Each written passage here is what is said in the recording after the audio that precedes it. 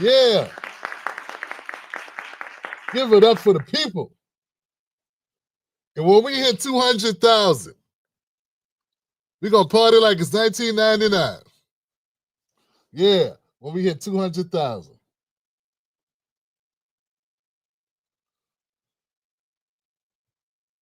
I'm scrolling. Where my people at? I'm scrolling. Where the people? I'm scrolling. Zen Soul. Zen Soulful's in the building. All right, Zen Soulful, what's going on? What's happening, Zen Soulful? Honestly telling. Honestly, what's up? Joy J.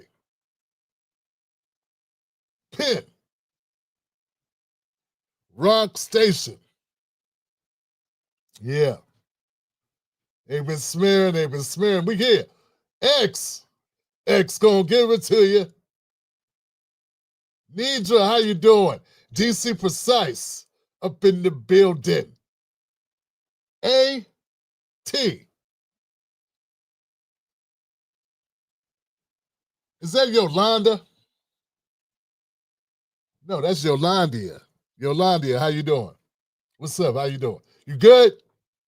I said, are you good? Yolandia is good. What is going on? Demarda Williams. Big fan of the show, came through. Demarda, give it up for that. I appreciate that. Diamond G. Diamond G in the building. I'm trying to tell y'all. Y'all don't know people like I know people. You know, when Donald Moore comes through, you know what time it is.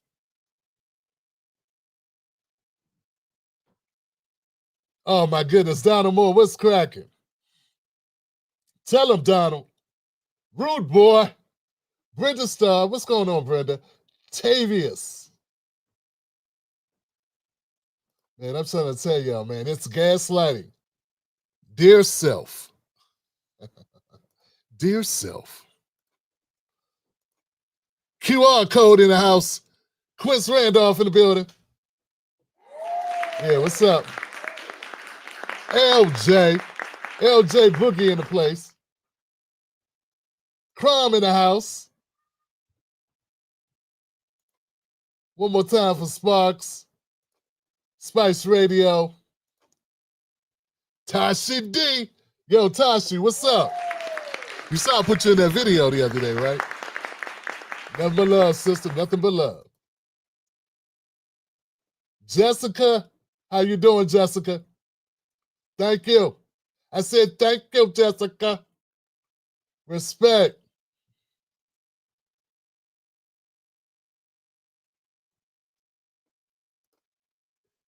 Oh, I got you, Harriet. Much love, Harriet. Align. Honestly. Poponea Shelley. The most premium denim. I said the made premium denim. All right, I'll take it. What's up, premium denim? What's up, brother? Smell-O-Vision TV's in the building. That's what's up. I got you. I got you covered, fam. Jessica. Someone said, Tim Black, you keep me updated on the Karmelo story. Tay Diggs, what's up? That's my job, fam. I got you. Both parties suck, Johnson. Oh, both parties are traitors. That works too. I'm with you. Sherry Covington and Lynn D.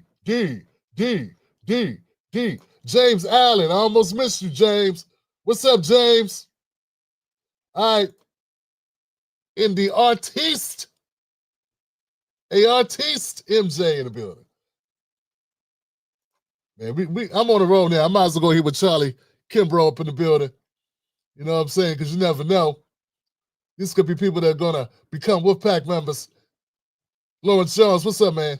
We got to show the love while we can. Gary Goose, Gary G, John. All right, look, guys, Brenda, the Salamander, and H. Sachs. Man, I'm trying to tell you, man, that was a nice roll call. Y'all don't know roll calls like I know roll calls, man. We doing it over here, man. If you're on X, if you're on Facebook, I'm about to tell you, come on through, man. Come on over here. Say, come on over here. Sound like I'm from LA, don't it? Come on over here. You know what I'm saying? Come on over here, cuz. Come on over. Come on, come through. You know what I'm saying? Sound a little bit like, who that sound like right there? That sound a little bit like that, you know what I'm saying? Like sound a little bit like, I ain't got no problems, right?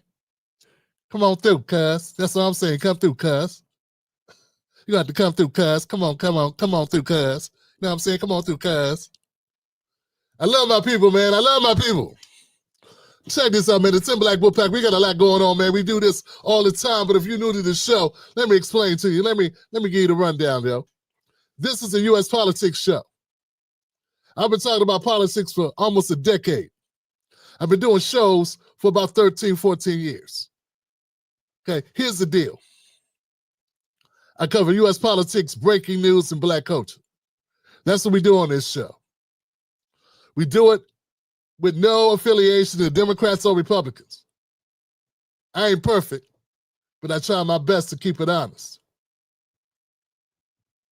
Also, full transparency. I'm what you call a Democratic Party hater. See, I've been doing this long enough to understand two things. The Democratic Party is full of garbage. That's one. The other thing I've understood is that the Republican Party is also full of garbage. These things are indisputable. Like Rashad Ritchie, they are indisputable. Here's the deal. Also like Rashad Ritchie, who loves to bring on Officer Tatum, who is a buck dancing sellout. He does. He's won like 3 times.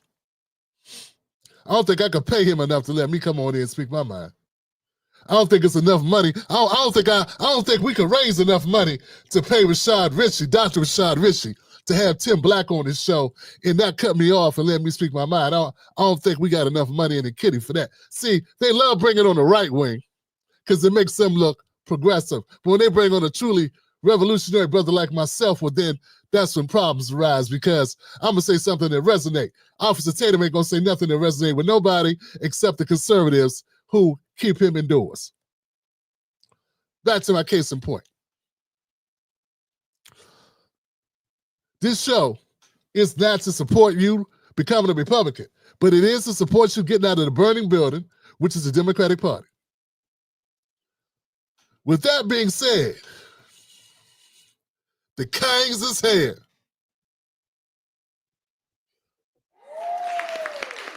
Now, X gonna give it to you. We about to get into the show, Johnson. I got a couple videos lined up. We're gonna run through all our notes and do what we gotta do to make sure people understand what happened this week. I wasn't here yesterday, so I got a little bit to catch up with. We don't do a live stream on Tuesdays or Saturdays. When we do 5 days a week, we live stream and I put out content every day of the week. Because that's what we do. We don't take days off around here. I said we don't take no days off around here. I sound like MC8. Except around here. I sound like MC8 met Nipsey Hussle and bumped into Mike Epps around here. Around here. Well, hey, where's the, it ain't even slip over here. Yo, where's that, who's that director? Who's the director with Michael B. Jordan? What's his name? I saw him, man. I ain't know he talked like that. Who's that director, man? Who that director I'm talking about? Who know I'm talking about? The brother in Black Panther? What's his name? Come on, y'all. Y'all know what I'm talking about. I say, what, they gave you money and you sound like that, bruh?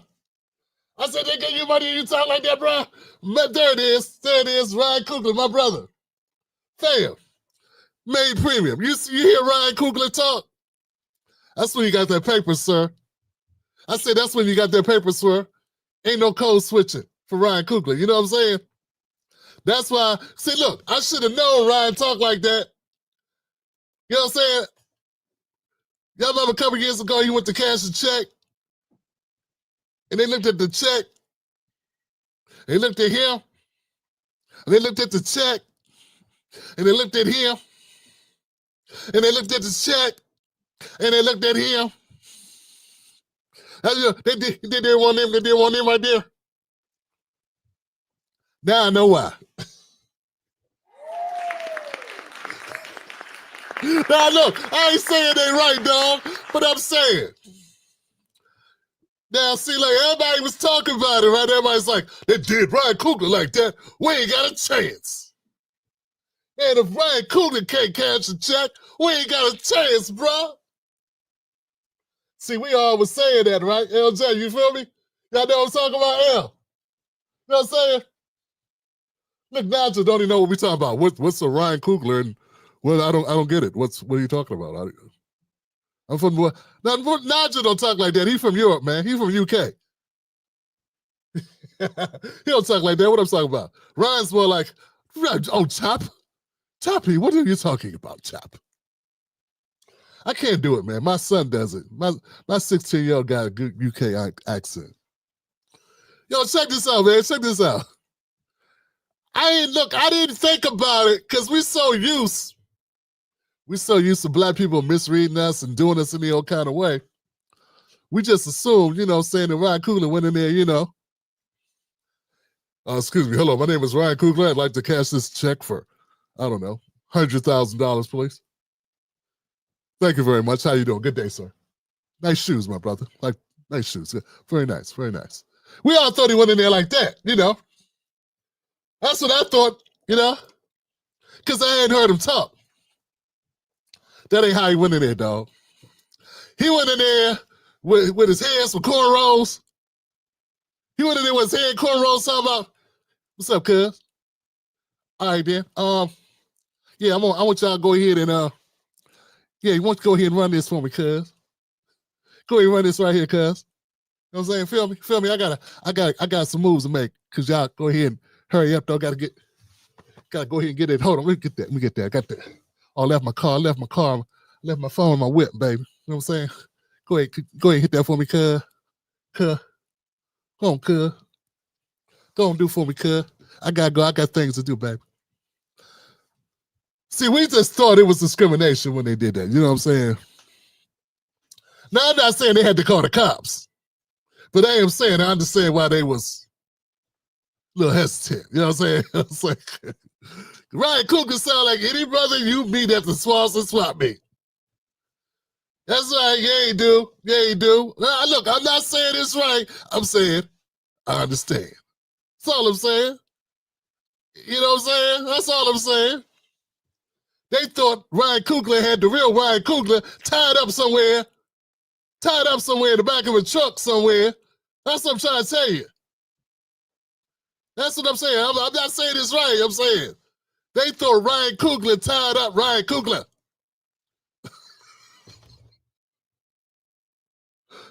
Yo, anybody who don't know what I'm talking about, you need to go watch one of his videos and interviews, man. And look.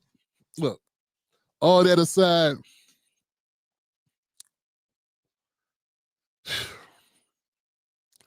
I hope to one day have such an honest, real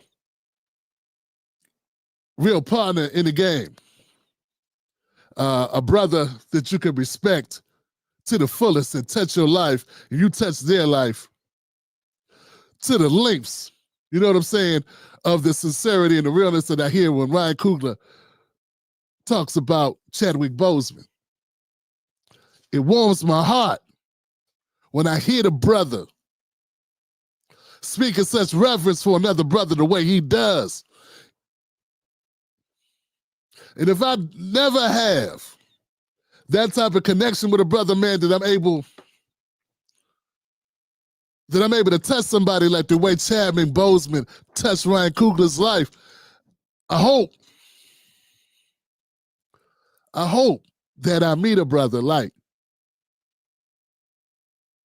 Chadwick Boseman or a brother like Ryan Coogler who can give it up so selflessly, man.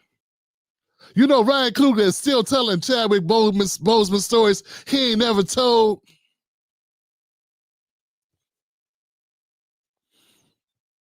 He's still telling brand new stories about the brother. Because when his brother died, he didn't just run around here running off at the mouth like he was on the Shannon Sharp podcast. He kept it here. He kept it G.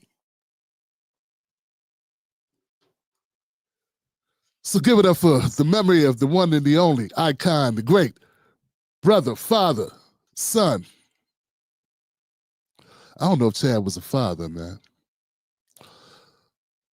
Husband, son, brother, Chadwick Boseman. Give it up for that, man.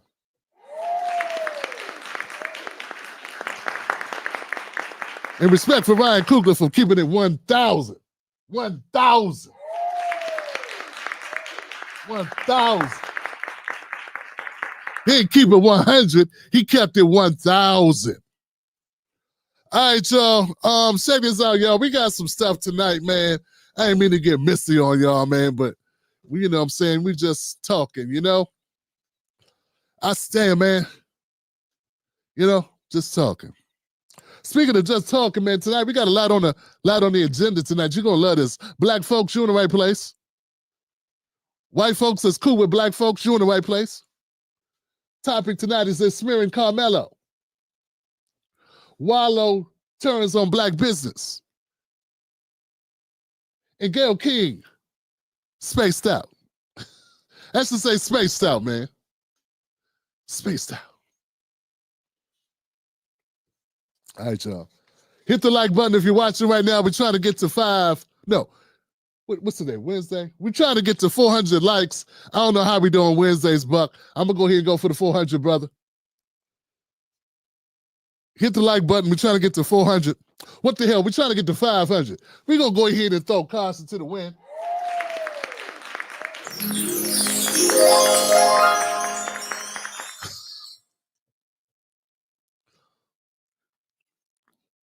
We're gonna throw some Kase to the wind, y'all. We're going to go ahead and shoot for 500 likes tonight on the show because we worth it. I said you was special. You was smart.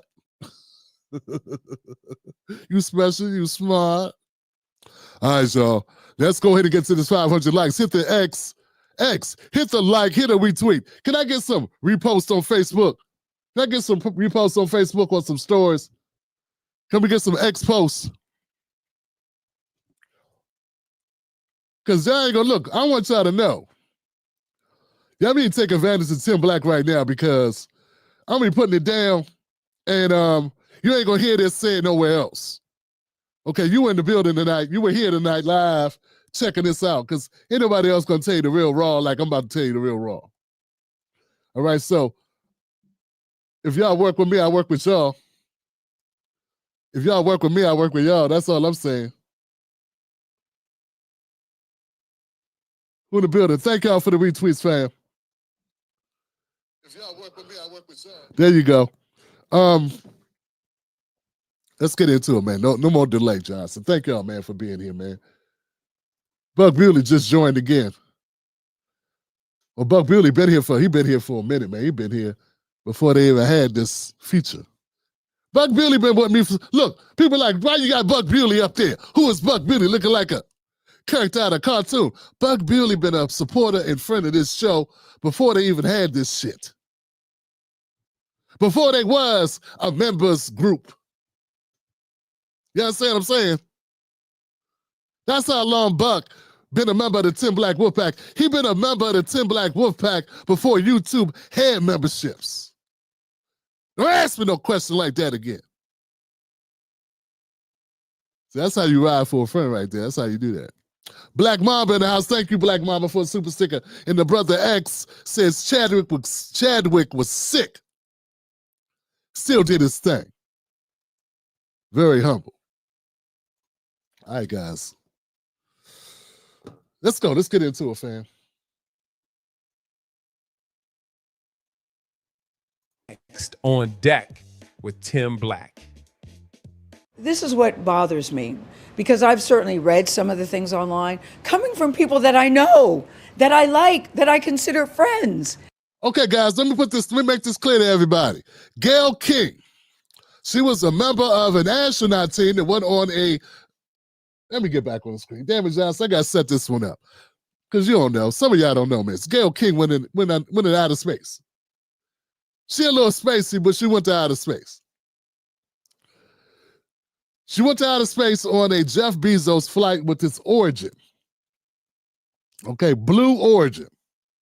And they went in the air, Johnson. Okay, so her and Katy Perry and other white lady and Latino white lady with some tacos, they all went.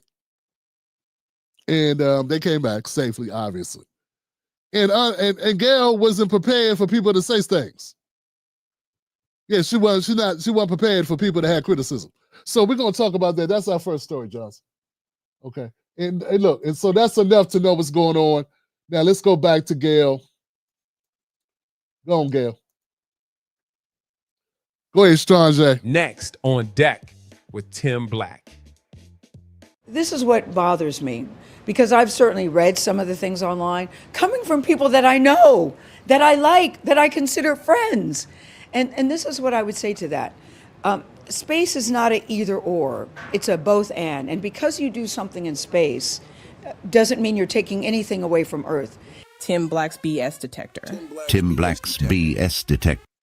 Yeah, it does mean you're doing something, you're taking something away from Earth because it costs money to go up in the air, Gayle. You know, you remember what money was, right? You remember that you talking to poor people, right? You do remember that most Americans can't afford a $400 emergency. Much more than $400, people start going to the pawn shop. You do understand, you know, oh, I'm sorry, that's right. You Oprah's friend. That's right. I forgot, you Oprah's friend. My bad. Yeah, well, let me put it this way. This little trip you went on, that you don't want to call a trip, $150,000 is how much of a down payment Bezos usually charges people. So, yeah, it seems like it is taking something from the Earth. It's taking resources. And a lot of people complain that the total was about $28 million for y'all to go up here in the air and do this. Whatever that is y'all was doing. The impact on resources, 100 tons of CO2 is what the estimate is that you extended into the air just to go up there. So, yeah, it is kind of taken away from the Earth, technically. But then again, so is a Ben's Chili Bowl on a July day. You know what I'm saying? I mean, after you had the chili. Let's keep going. Tim Black's BS detector. And what you're doing in space is trying to make things better here on Earth. Tim Black's BS detector. Tim Black's BS. Yeah, I like to know. I like to know what book of magical stories did you get this one out of? Yeah, how are you making it better in outer space by going up there with all that makeup on? All y'all. It was more plastic. It was more plastic inside of that space shuttle than a little bit. All y'all going up there to do what exactly? Yeah, I don't understand. Damn. Tim, why are you so mean? I'm just saying what she's saying don't make sense. She don't make no sense. Johnson. Is she making stuff up? I think she is. On Earth. Tim Black's BS detector. Tim Black's BS detector. Tim Black's BS detector. What Blue Origin wants to do is take the waste here and figure out a way to put it in space to make our planet cleaner. I mean, Jeff Bezos has so many ideas, and the people that are working there are really devoted and dedicated to making our planet a better place. That's number one. Number two, have you been? Have you been? If you've been and you... What kind of question is that, have you been? I just told y'all, Blue Origin requires a $150,000 down payment, a deposit, with past tickets auction in 2021 reaching $28 million. What you mean, have you been? Who are you?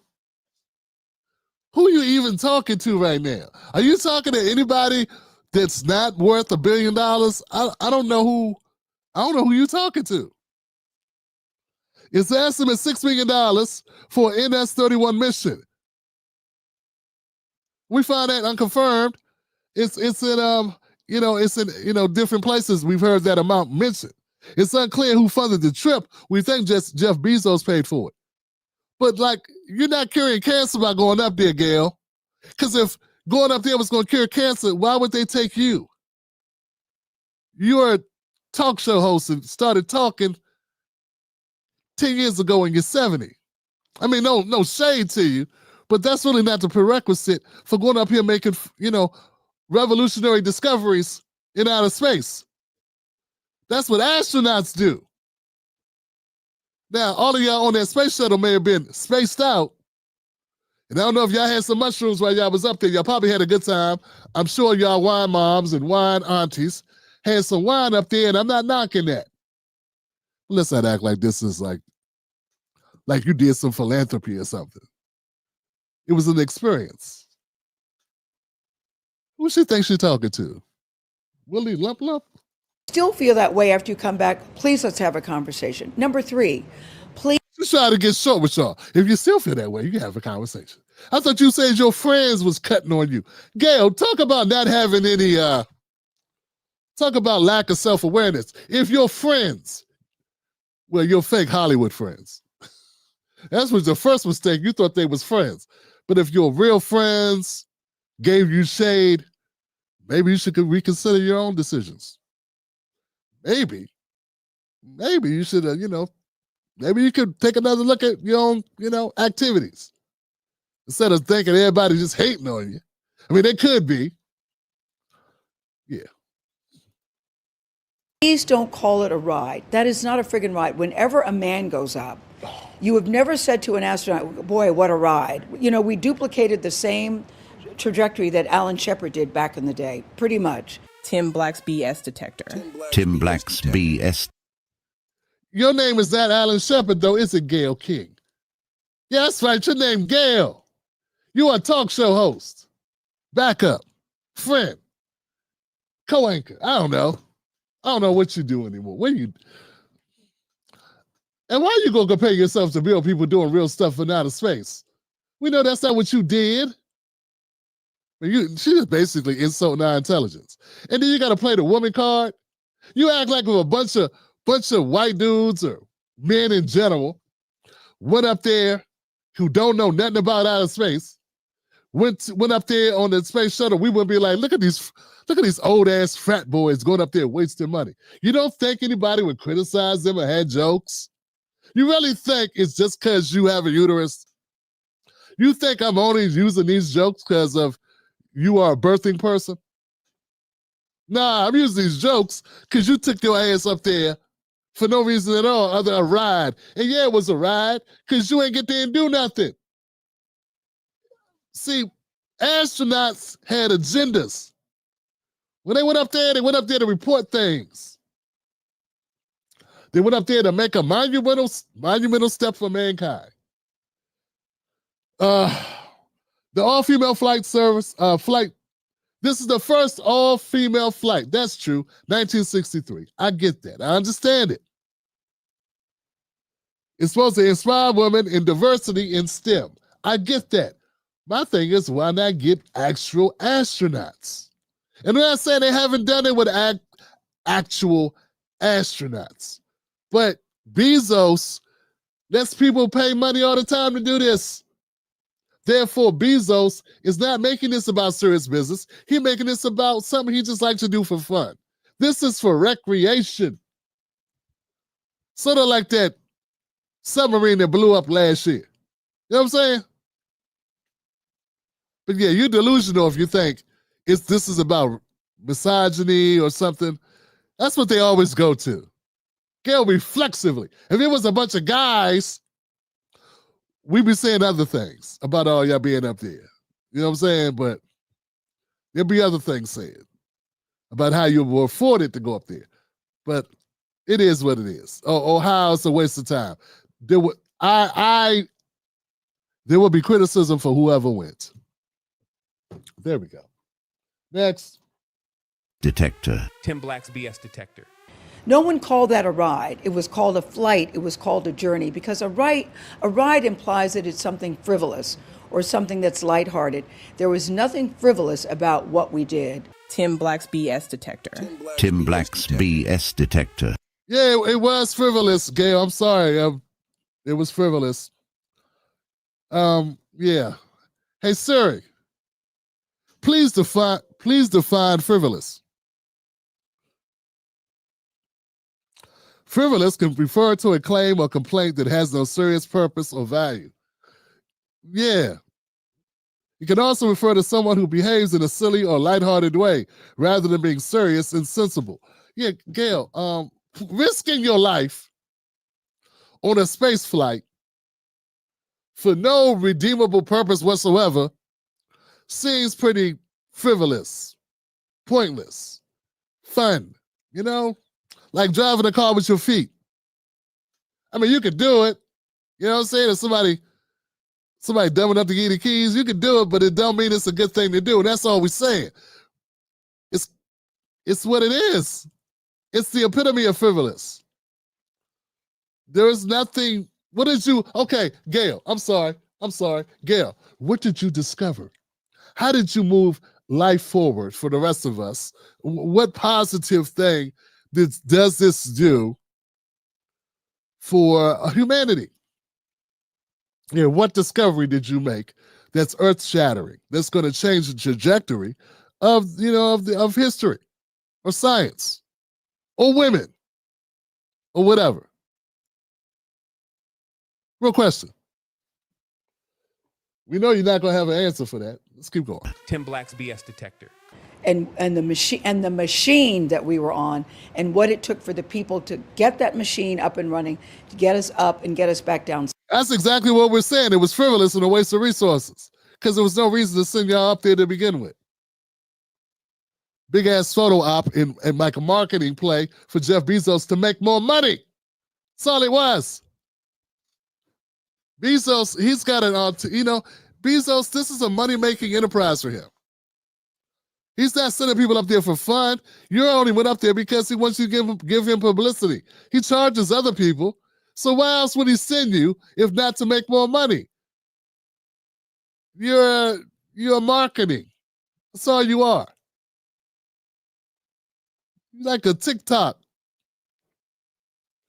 influencer who got a sample. Thanks. Safely. So, I'm very disappointed and very saddened by it. And I also say this. You look really sad. You look really disappointed as you think of shit to say. What it's doing to inspire other women and young girls, please don't ignore that. Tim Black's BS detector. Tim Black's BS detector. You know what would be inspirational? It would be for Jeff Bezos to take whatever that was he spent to go make this flight and go donate it to a black inner city school. Yeah, elementary school. Yeah, go donate that money to an elementary school and sponsor, 30 young black kids, girls in this case, since this was a girls' flight. I ain't hating on that. Sponsor 30 black girls so they can take STEM classes and pay for it.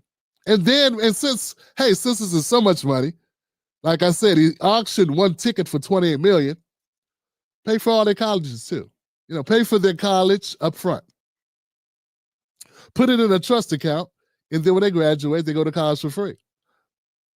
And give them a degree in science. It doesn't have to be space travel, or astrophysics or whatever. But let it be something in the STEM area. As long as it's in the STEM area, then he foots the bill. I think that helps more than them going, look at Gayle. I want to be like Gayle. I want to have rich friends who pay my way to go up in the sky for no reason at all. Yeah, I don't think that's as inspirational as you think it is. It's something to talk about amongst your rich friends at parties, but it's not really something that's going. I don't think it is. Tim Black's BS detector. I've had so many women and young girls reach out to me, and men too, by the way, that say, wow, I never thought I could do that, but I see. And they can't because they don't have the money. They don't have the money. You got to have $150,000 deposit. And the tickets previously have been auctioned off, going to the tune of $28 million. So yeah, they're right. They can't go, Gayle. It's high as hell. Did you hear the beginning of this where I told you how a lot of other Americans are living? I just told you. Listen, Gayle, we got people donating their blood to buy a pack of hot dogs and keep their Spotify account active. You understand what I'm saying? I don't think you understand what the rest of the world, all these other people are going through. You sound like a goddamn fool. And I mean that as respectfully as I can mean it.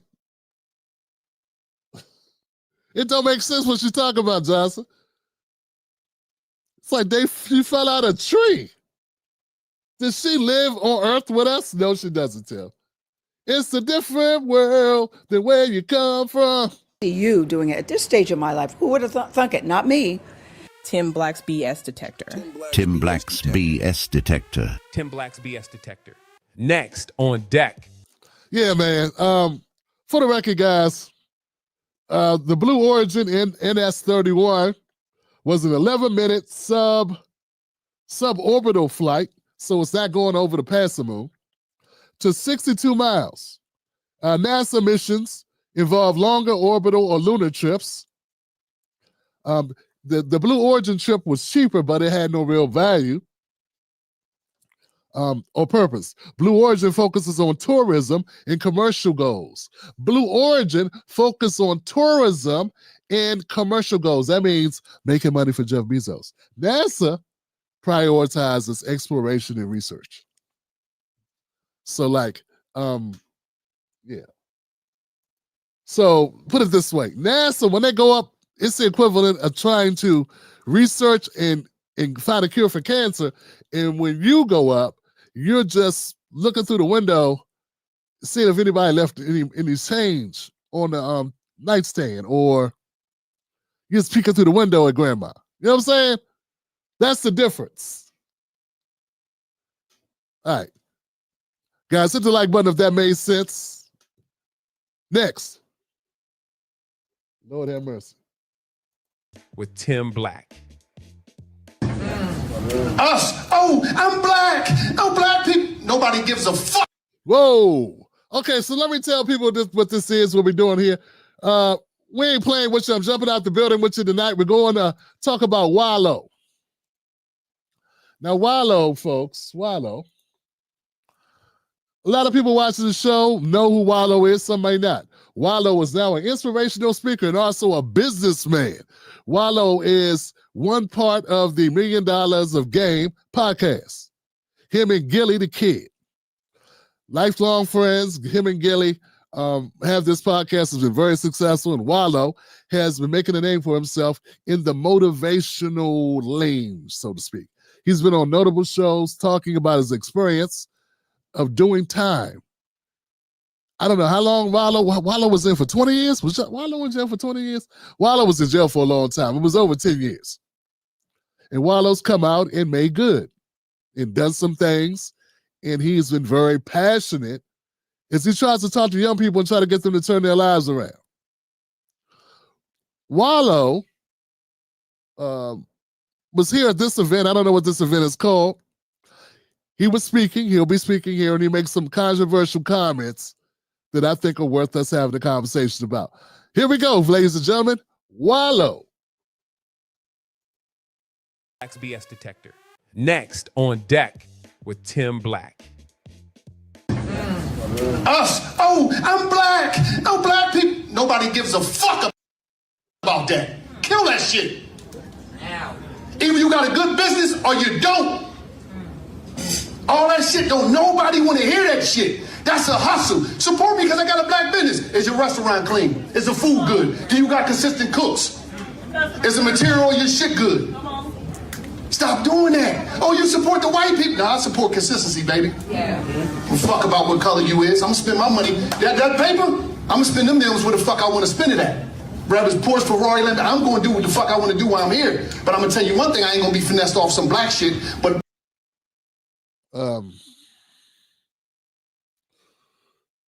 let's keep going. Wait till we get to the end.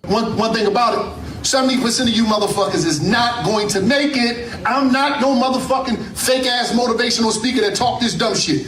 I'm the #1 nigga in the country. You know why? Y'all seen me come out of the penitentiary. I make millions, and I make millionaires, baby. You understand me? I come from the ghetto. Next on. All right. So Wallo came out, he ruffled some feathers with his interpretation of what it takes to get by, what it takes to be successful as a black-owned small business. And he complained about black businesses who don't have their stuff together, wanting him to help them. And yeah.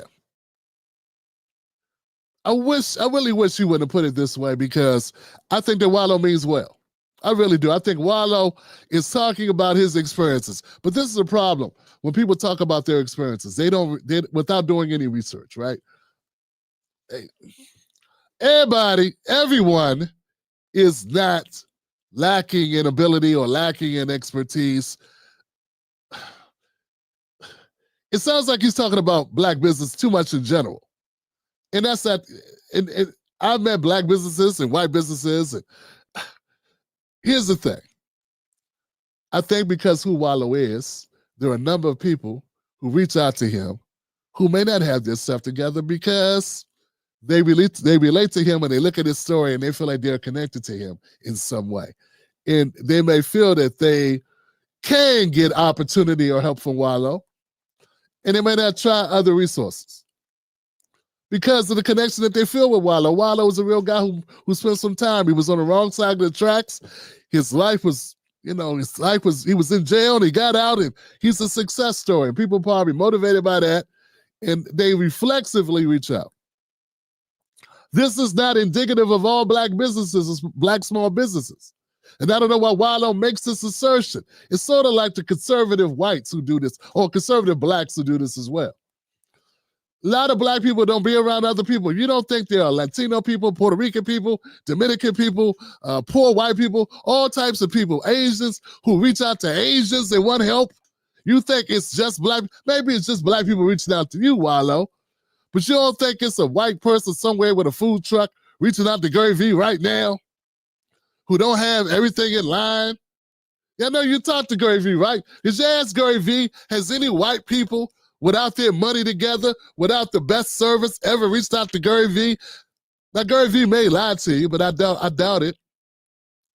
It's just I hear a lot of criticism from black folks who made it, who don't understand, who have money, who've been around the country. You've been a lot of places, Wallo. Haven't you seen poor other people? Have you seen other people struggling?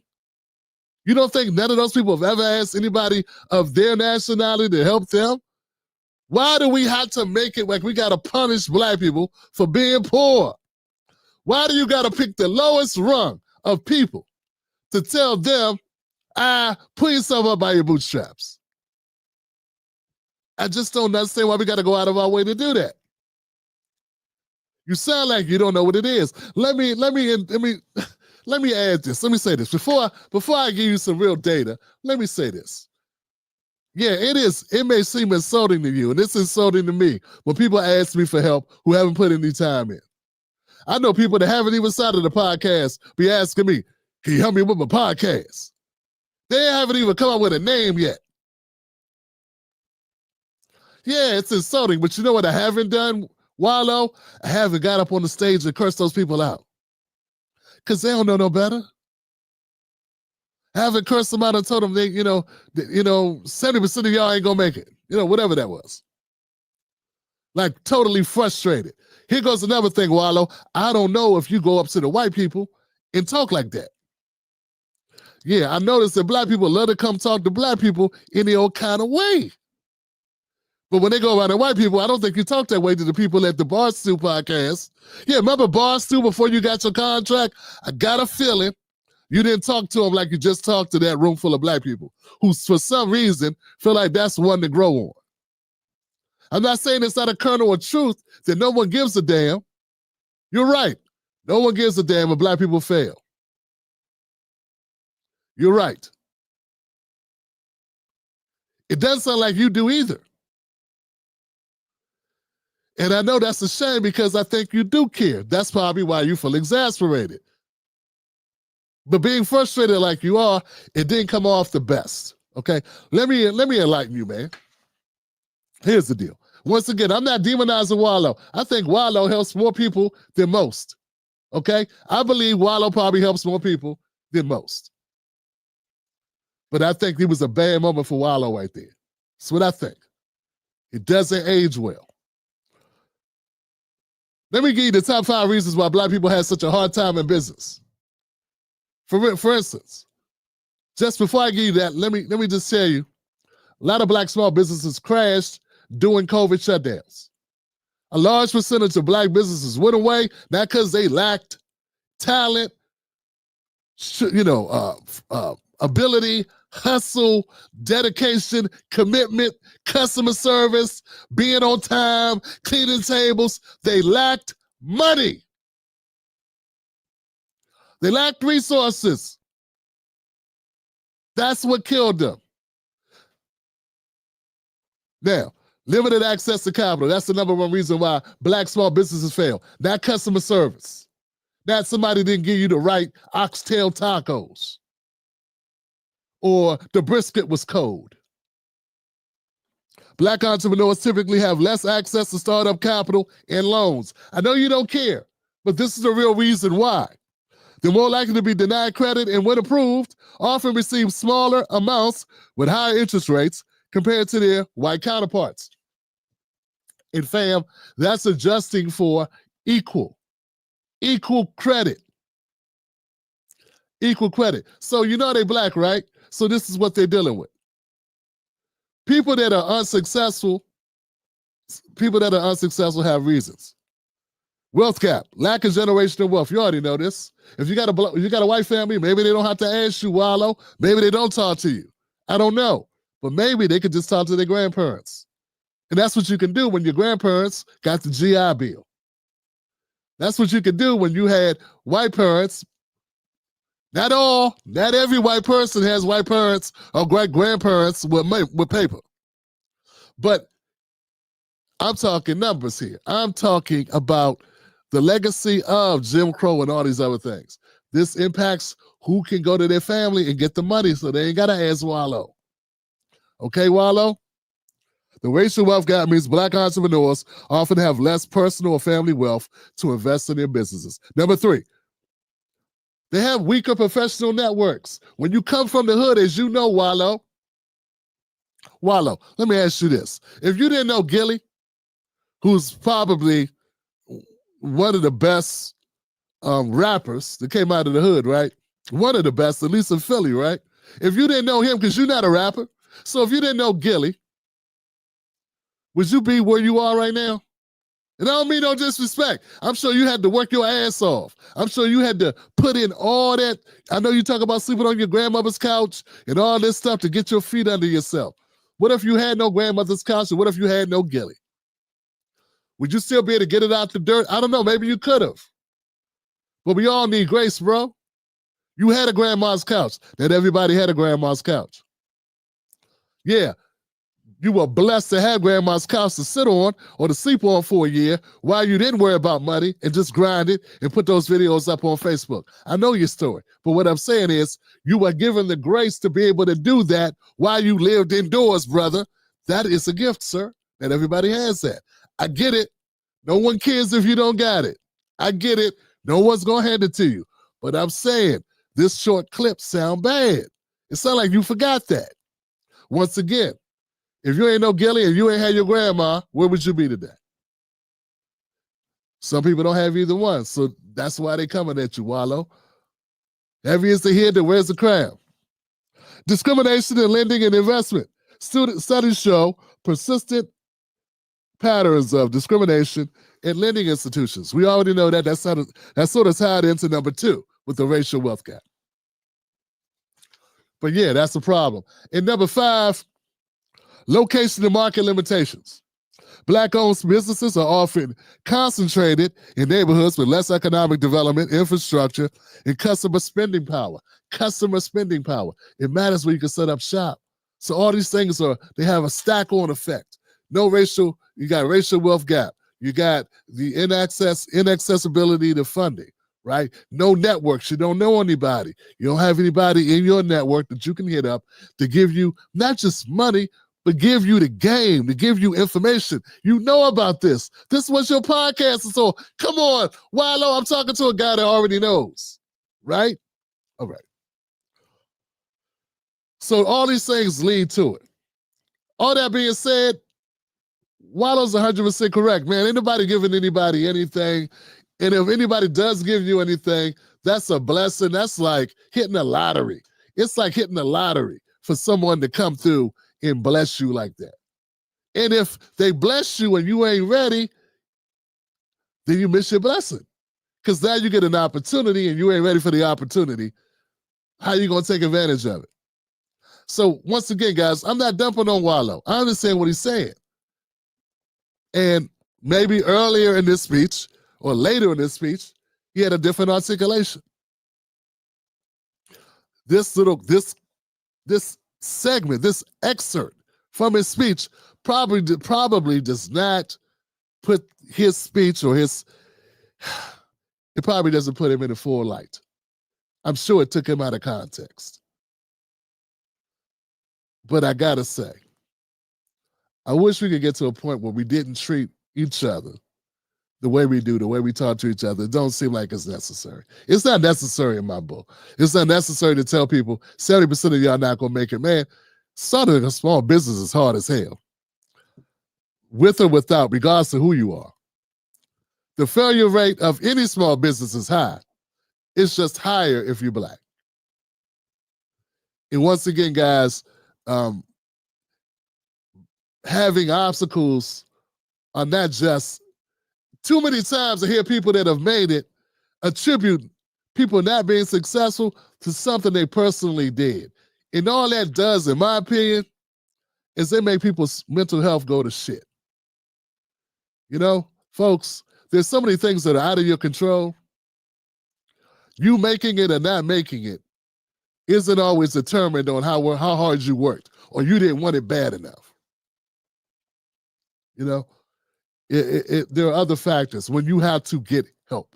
Now, when you get to fail and try again, like Trump got to fail and try again and fail and try again, file for this, try again, and he becomes president.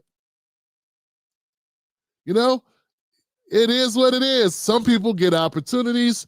I'm not saying he didn't have to work hard. I'm not saying he didn't work hard. But what I'm saying is, I can't stand it when it sounds like we're beating up on each other for not being someone else. And last thing I say is, folks, all communities look to those in their community that look like them to help them.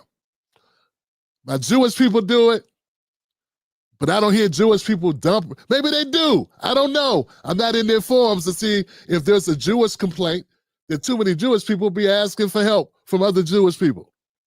Maybe it happens with Chinese and Koreans and Japanese people be doing the same. I don't know. I'm never in their forums to hear them. So they could be making the same complaints. For some reason, when they do, it doesn't go viral. At least not on Facebook, X, and YouTube. Something about when we do it to each other, it go viral. We can blame that on whatever we want to blame it on.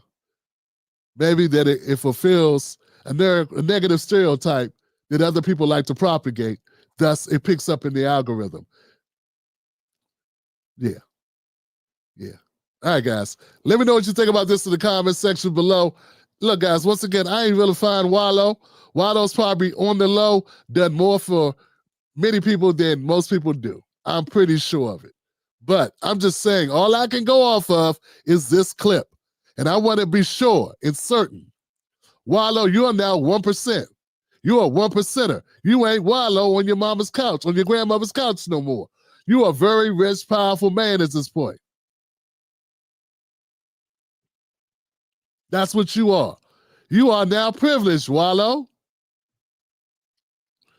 You know what I'm saying? And it's just, if you was anybody else, I'd be giving you the business. But I know your backstory, so I'm not. But I am saying, this didn't sound like, this wasn't it. This wasn't it. And I gotta go through hundreds of comments. There's hundreds of comments of people complaining about some restaurant they went to that didn't have this, the water wasn't cold, or or somebody didn't bring the pizza out on time. Now I gotta read that shit. As if they never been to a white restaurant that didn't have everything together. You know what I'm saying? It happens. But for some reason, now the comments, all I got is a bunch of black people talking like this is only a black problem. Like customer service is a black issue. Like being, unsuccessful in business is because we don't care enough, we don't try enough, and we don't do enough due diligence. And I'm trying to tell you, y'all ain't been around enough white people if you don't know that. You ain't been around enough Asian people to not know. You ain't been on enough carryouts if you don't know that there's bad service everywhere. Anyway, that's it. Let me know what y'all think in the comments, man. I ain't gonna just sit back and let y'all make it seem like it's like being late. Y'all still on that? We still on color people time? That's it. We still making it seem like black people the only people. Y'all don't see that that's not, first of all, it's not even accurate. It's not even accurate. But y'all don't see why that could be a little detrimental? A little bit? All right. All I know is when I go on Yelp, I'll be looking at all types of businesses, and I'll be seeing all types of complaints. And it'd be white businesses in there with bad complaints too. It'd be Asian businesses in there with bad complaints too. Just go to Yelp. You ain't got to believe me. Believe your lying eyes.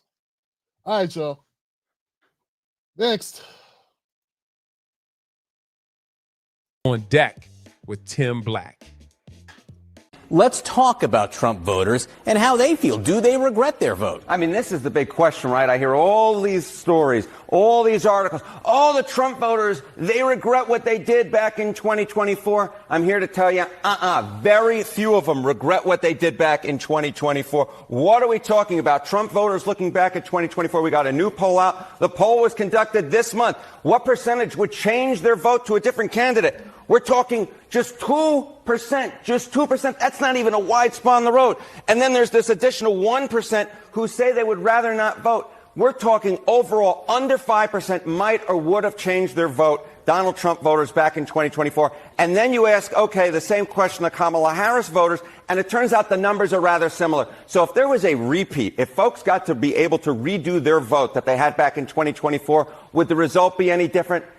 I doubt it would be. I doubt it would be, or it would still be extremely close. The bottom line is, for all this talk of Trump voters regretting their vote, in the numbers, it really just doesn't show up, John. So the stickiness with Trump voters and President Trump in this presidency, how does it compare to his first presidency? Yeah, okay. So, I was interested in sort of a historical analogy here, sort of, does this look similar or different from back in 2017, looking at 2016? Well, in February of 2017, 4% of Trump voters say they'd shift their vote. That's actually slightly more than the 3% this time around. So, you look back, you say, okay, there's these Trump voters who really regret their vote. Historically speaking, they really don't regret their vote. And if anything, the number this time around is actually smaller than it was the first time around. And it's certainly smaller than the number we saw coming out of 2020, of course, after the events of January 6th. So the bottom line is this. If there's some idea out there that Trump voters are going around, man, I wish I had voted for Kamala Harris instead of Donald Trump, the numbers say that is a fanciful universe. It really, for the most part, does not exist. What about Next on Deck. Yeah, man, whenever people talk about this, and I hear the Democrats doing it all the time, talking about, you wish you didn't vote for Trump. Now, folks, I don't know. This is just a talking point to make their L seem less like an L. Yeah, I hear y'all talking. Yeah, I hear you talking. Oh, God. Yeah, all the Trump people wish they had voted for Kamala. Nah, I don't think they do. And now the numbers show it. And you know what? A lot of Kamala people feel the same way too.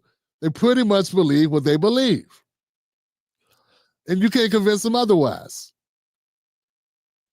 The Democratic Party brand is pretty much toast. But on this channel, like I've been saying for some time, both parties suck Johnson. And a lot of people feel like, hey, of the two options that they had that they knew were going to win, they knew it was going to be a Democrat or Republican who took office. Yeah, I brought on Dr. Cornel West on my channel multiple times. I want to see a third party get some steam, build some momentum, open up our choices, our options. The Green Party was running too.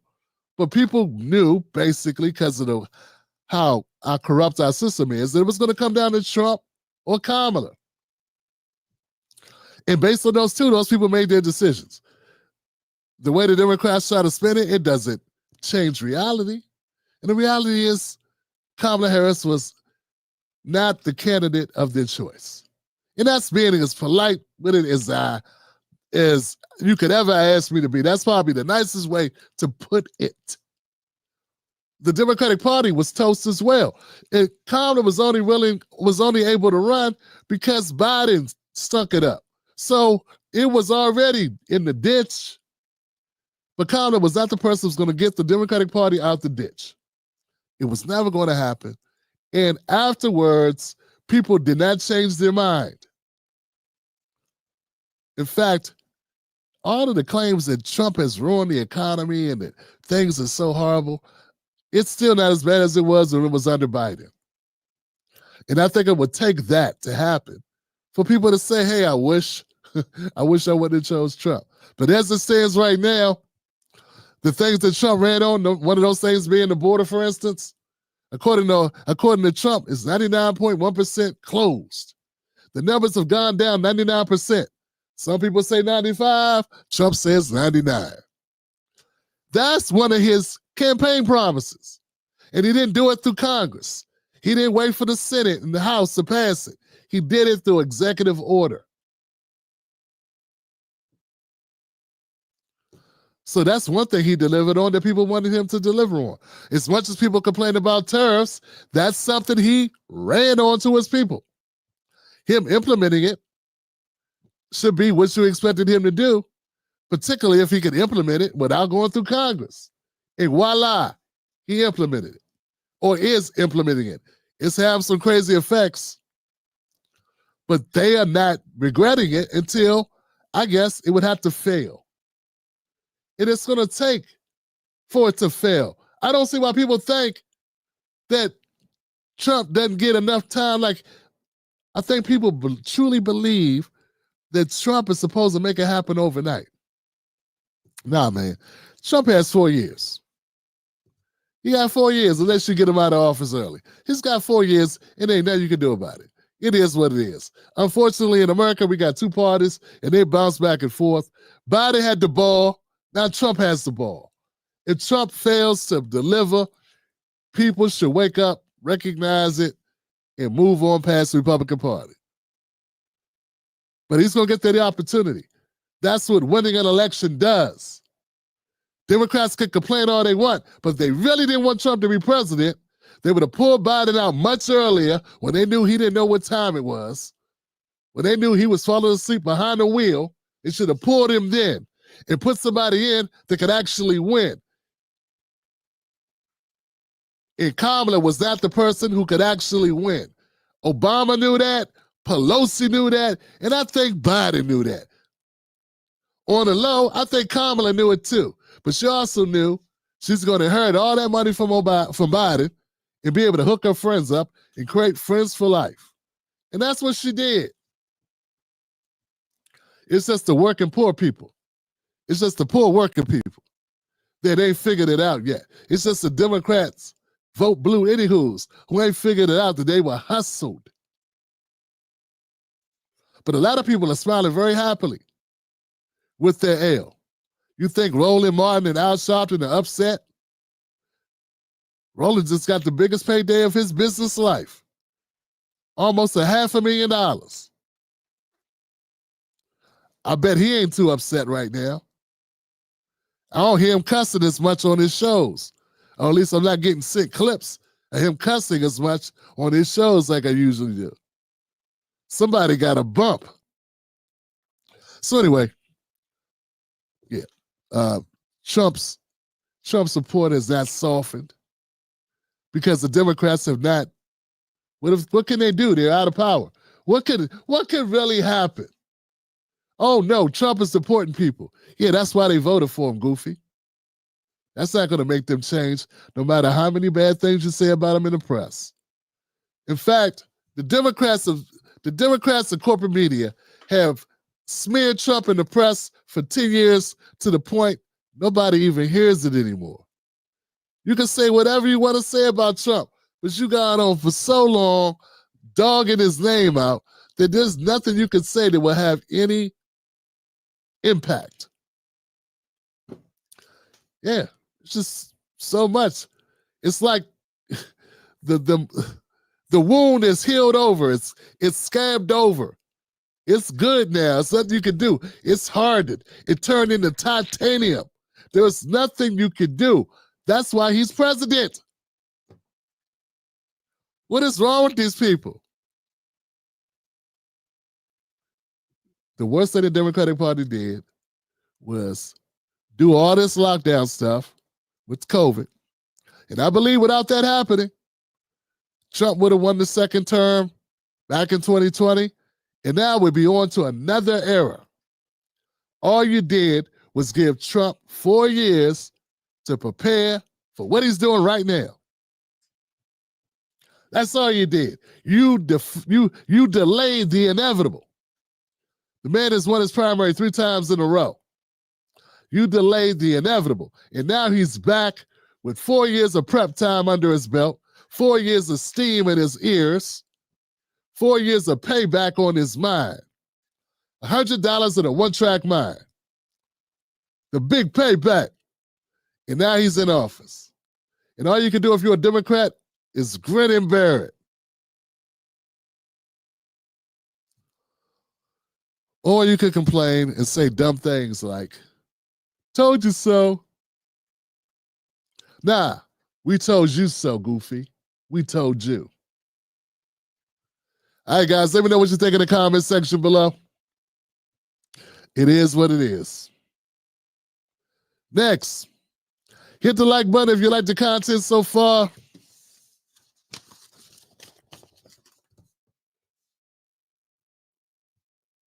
Wow. I don't know what's left on this particular. We got one more, I think. Let's go. With Tim Black. AOC has returned yet again to be, at least right now, what appears to be the future of the Democratic Party. Julie, I don't know if you would disagree. I agree with you, actually. But from our vantage point as Republicans, we would love that because I think most American voters, especially those who self-identify as independents, are probably to the center of the left or to the center of the right. They're not extremist progressives. And so if the Democratic Party want to go down that path, I think it's going to bode well for Republicans in terms of our electoral success. All right, well. Yeah, man, AOC is turning out to be, and don't get it twisted, man. It's very, very early, so this could change. You know, it could change. I personally don't see AOC as a leader, but I don't know. Maybe if you're the Democrats, you do, because who else you got? Hi. Everybody, I was thinking about, like, what is this? I don't know. But hey, what else you got? What else you got? I guess it's got the hot hand. What did it say at the beginning of that? I think she's raised $9 million in the last couple of months. Yeah, so I guess that's the direction they're going. And as Michael said, if you're a Republican, I guess you feel pretty good about that because she's just a triple down on all the policies that most of America can't stand. She's one of those people that would use the term birthing woman instead of mother. She's one of those people that doesn't understand why men should not compete in women's sports. Duh. She's somebody who, you know, I don't know, man, who doesn't think we should have any borders. thinks you can have a country without having border patrol or control. And us, and as a Black American and someone who advocates for Black America, like I do, those are non-starters, man. If you don't think that we need to control immigration, if you don't realize how that has hurt Black America in the last 50 years, I mean, it's a petri dish of things that have happened in this country that have made it so that Black America has only moved 3% in home ownership over the last 50 years. And the new migrants who came in have surpassed us in owning homes. Now, maybe if you're Wallo and you read a lot of books, I'm assuming in jail, but you didn't read the books or the reports. You didn't read books like The New Jim Crow. You didn't read books, The Color of Money, for instance. Maybe you don't know what's been going on in America and how systemically things have not been rigged in our favor here. But if you're AOC, if you don't believe that we need border control, that we need to control our immigration, that there's something wrong, that Black Americans can be the number one voting group for a party, and we only move up 3%. We only move up from 41% home ownership to 44% home ownership in 50 years after voting for them 95%, 90 to 95% each election. Meanwhile, we got people coming into the country and now they're in low 50s. And you don't think that's a problem? And when I look over and I see there's a direct correlation between whenever there's much immigration, there's more incarceration of Black men. They're like connected. So being an advocate for those people, since nobody else is, only when we die, when we're killed by cops, really. It's all lip service. And that's only because they can raise money off of it and run their elections off of it and vilify Republicans off of it. If you don't understand where I'm coming from with that, and why a person like AOC, who's opposed to controlling immigration, I got a problem with that. So, hey, that's on a personal note. But as for the Democratic Party, yeah, considering the globalists that the Democratic Party is, they probably all for it. She probably supports sending jobs overseas too. Another thing that is a big issue, has been a big issue for Black Americans. I've never heard AOC complain about that. I never heard AOC complain about those jobs going overseas. So it is what it is. And just like a lot of other Democrats, I was listening, I heard Tesla Figaro on the Breakfast Club talk about how these Congress people be running in districts where they serve not only Black Americans, but Latino Americans and white Americans. And so they have to look out for all their constituents, not just their Black constituents. And I agree with her, and I understand that. I understand the predicament that those Congress people are in, and with the cost of doing business. If Latinos and Blacks and white folks and Asians and a group of people elected you, you have to do what's in the best interest of all those groups. I get that. But here's the problem. And it's unfortunate, and I gotta say it. Jasmine Crockett does not run and does not use at every opportunity her Blackness to deflect criticism, nor does she envelop herself in Latino culture and in white culture when she makes a lot of the statements that she makes, nor is she looking for Latino Americans or Asian Americans or white Americans to save her or stand up for her if things go south or when they go south. I did not see a video from her to the Latino community about, y'all letting them take me out of context, y'all. What's up, y'all? I don't know what's wrong with y'all. I didn't see her talking that way to Latino folks or to white folks or Asian folks. She talked that way to Black folks when things don't go right. So with all due respect, man, if these Congress people who don't have they have a diverse constituency. I get it. The problem is they cosplay like they're here to stand up for black people. They cosplay like they're doing the bidding of black people. And I've heard AOC throw on a little black sin every once in a while too. But when it comes down to it, they down for everybody. And that's fine. Just stop using black people as gasoline in your engine to run.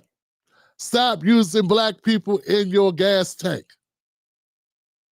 if you ain't gonna pay the toll. That's it. That's all. That's it. I hope that's clear. It's not like AOC owes black people anything.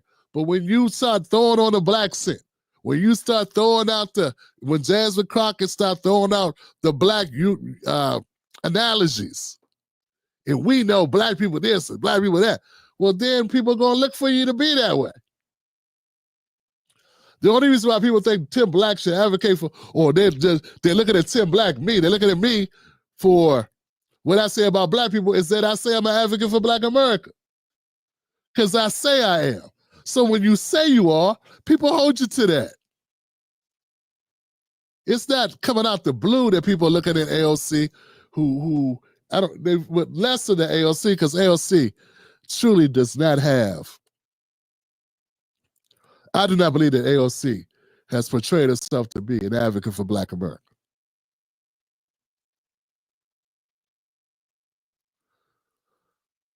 But there have been times where she has, been times when she's thrown a bone or two. That being said, with AOC, if she's the leader of the Democratic Party is in trouble. But they were already in trouble. And it's not like AOC is getting them in trouble. And that's being as unbiased and diplomatic as I can be on the topic. They already in trouble. She ain't gonna be the one to rescue them out of trouble. Yeah. But when your policies do not help, but also continue, when your policies contribute to the problems in the Black community and do nothing but exacerbate them for the benefit of another community, I got a problem with that. I'm gonna call that every day. I'm gonna call that out every day. 6 days a week, twice on Sundays, baby. And that ain't got to do with you being Latino, being from the Bronx, or being from adjacent the Bronx, or being a black person from Missouri or Texas. That's got to do with the people that I advocate for. All right, guys, let me know what you think in the comment section below. And I got to ask you, is AOC, is she the future of the Democratic Party? I'd like to know what you think. I know her popularity has sank with Black America, if she ever was popular, just based on my audience.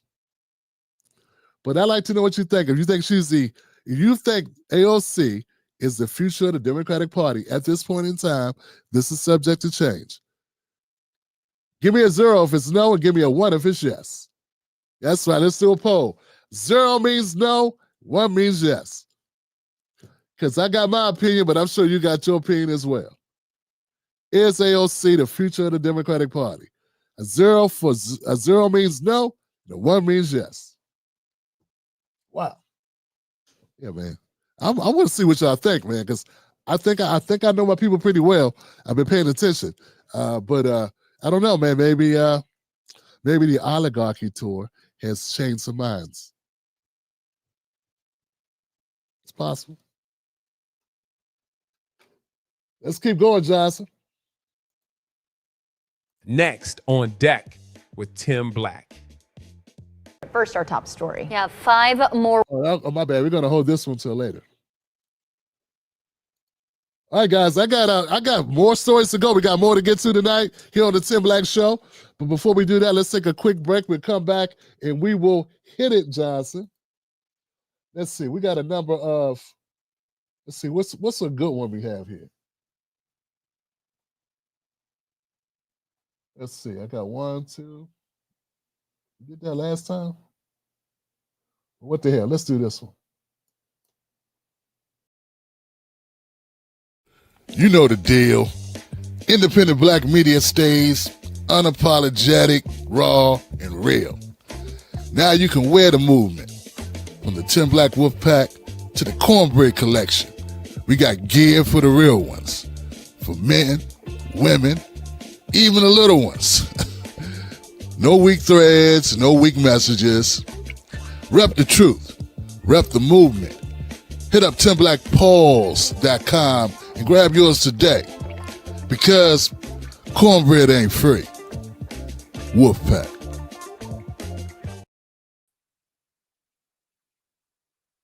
That's what's up, y'all. Thank you very much for being here with the Tim Black Show. We do this Mondays, Wednesdays, Thursdays, Fridays, and Sundays. That's 5 days a week right here. If you want to get in touch with me, you hit me up at tim@timblacktv.com. That's how you reach your brother. Reach out. Also, if you got show ideas, stories you want me to cover, or what have you, send them my way at tim@timblacktv.com. To pick up Tim Black gear, merch, whatever, go to timblackpauls.com. I got a new design out there called Built for This. It's a positive, bold design built for this because we are built for this. If you're built for this, go pick it up at timblackpauls.com. All right, folks, don't forget to become a member of the Tim Black Wolf Pack and have access to premium content, unreleased, early releases of the Tim Black Show. Go to jointimblack.com or patreon.com, Tim's Take Live. You can join on YouTube or you can join on Patreon. There you go. We are doing it, man. I'm trying to tell you.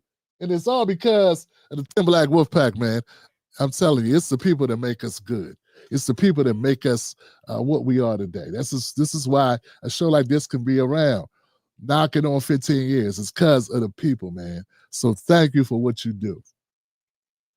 And I hope to continue to earn your support and to earn my place in independent media, fam.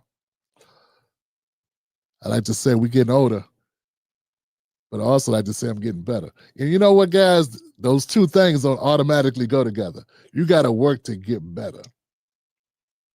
All right, people. We about to run, man. We about to rock it. I gotta get some energy for this next segment, man. Oh, man. People have been talking about this. Oh. You know, we've been discussing what's been happening with the Karmelo Anthony story. And by this time, everybody knows about the story. I don't got to give prerequisites. You understand the context of the story. So let's go ahead and get it, man. You know, they've been smearing the hell out of Karmelo Anthony at this point. Yeah, they've been smearing him. We're going to get into the smears and the jeers of the conservatives, black and white conservatives, who've been going at his neck for some reason. We're going to talk about it right here. Let's get into it, y'all. Hit the like button, guys. Don't forget, hit the like button. Let the algorithm know you're watching and loving the Tim Black Show. On deck with Tim Black. If a had killed a black teen. Next on deck with Tim Black. Okay, so this video, we're going to start off. There's a guy here named by the name of Benny Johnson. Benny Johnson, he's on, well, I sound like a radio announcer, Johnson. Okay, so Benny Johnson is a conservative influencer. I don't know. Conservative influencer who has a YouTube channel with over, I think it's over 2 million subscribers. Also, he has a guest on his show, Officer Tatum, big friend of Dr. Rashad Ritchie from Turning Point USA. And he's got, I think, 1 million himself. So they're heavy hitters in the conservative realm. Let's talk about, well, let's listen to them and then we'll comment. If a white teen had killed a black teen, then anybody who donated to his GoFundMe would be fired from their job, would be publicly humiliated, would be shamed. Tim Black's BS detector. Tim Black's BS detector. Yeah, I could not confirm. What is Benny talking about? Why do people get to just say stuff without any credibility? You know, like what gives you the impression that if someone gave money to a white teen who stabbed a black teen, that he wouldn't be able to raise money. Like, oh, they will lose their jobs. Do you have any evidence of that? I'd like to know who lost their job giving money to a white teen. I don't know. Like, when does it happen? I haven't seen it. Why say something if you got no evidence to back it up? And why is Officer Tatum nodding yes, like something that hasn't happened would happen with total certainty, as if he knows something I don't know? We both been black our whole lives, sir. Why are you agreeing to something you got no proof of ever happening? Oh, that's right, because it's just a narrative.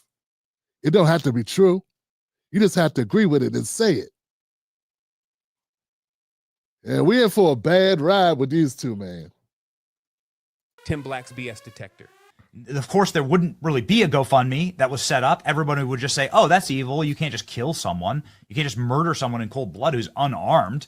We're against that. And so let's all move on, and the process will play out, and justice will be served, hopefully. Tim Black's BS detector. Tim Black's BS detector.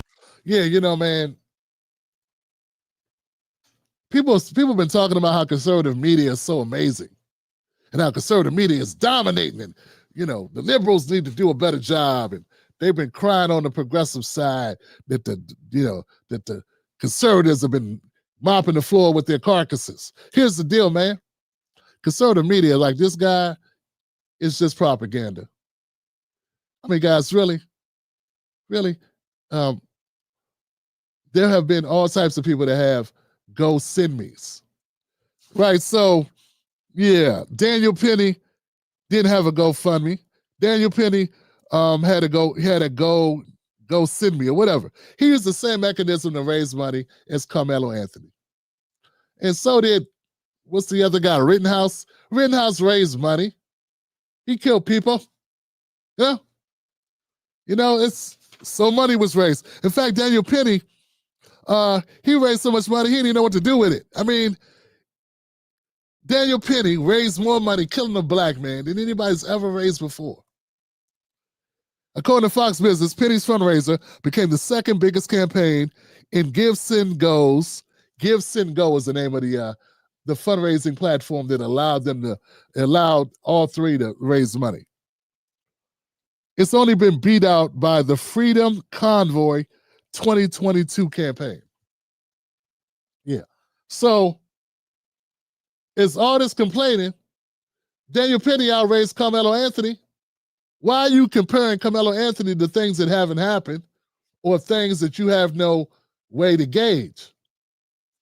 But Daniel Penny was just last year, two years ago.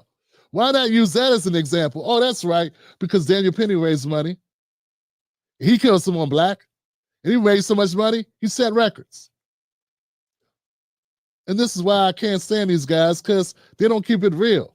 At least, like if you got a rebuttal, fine.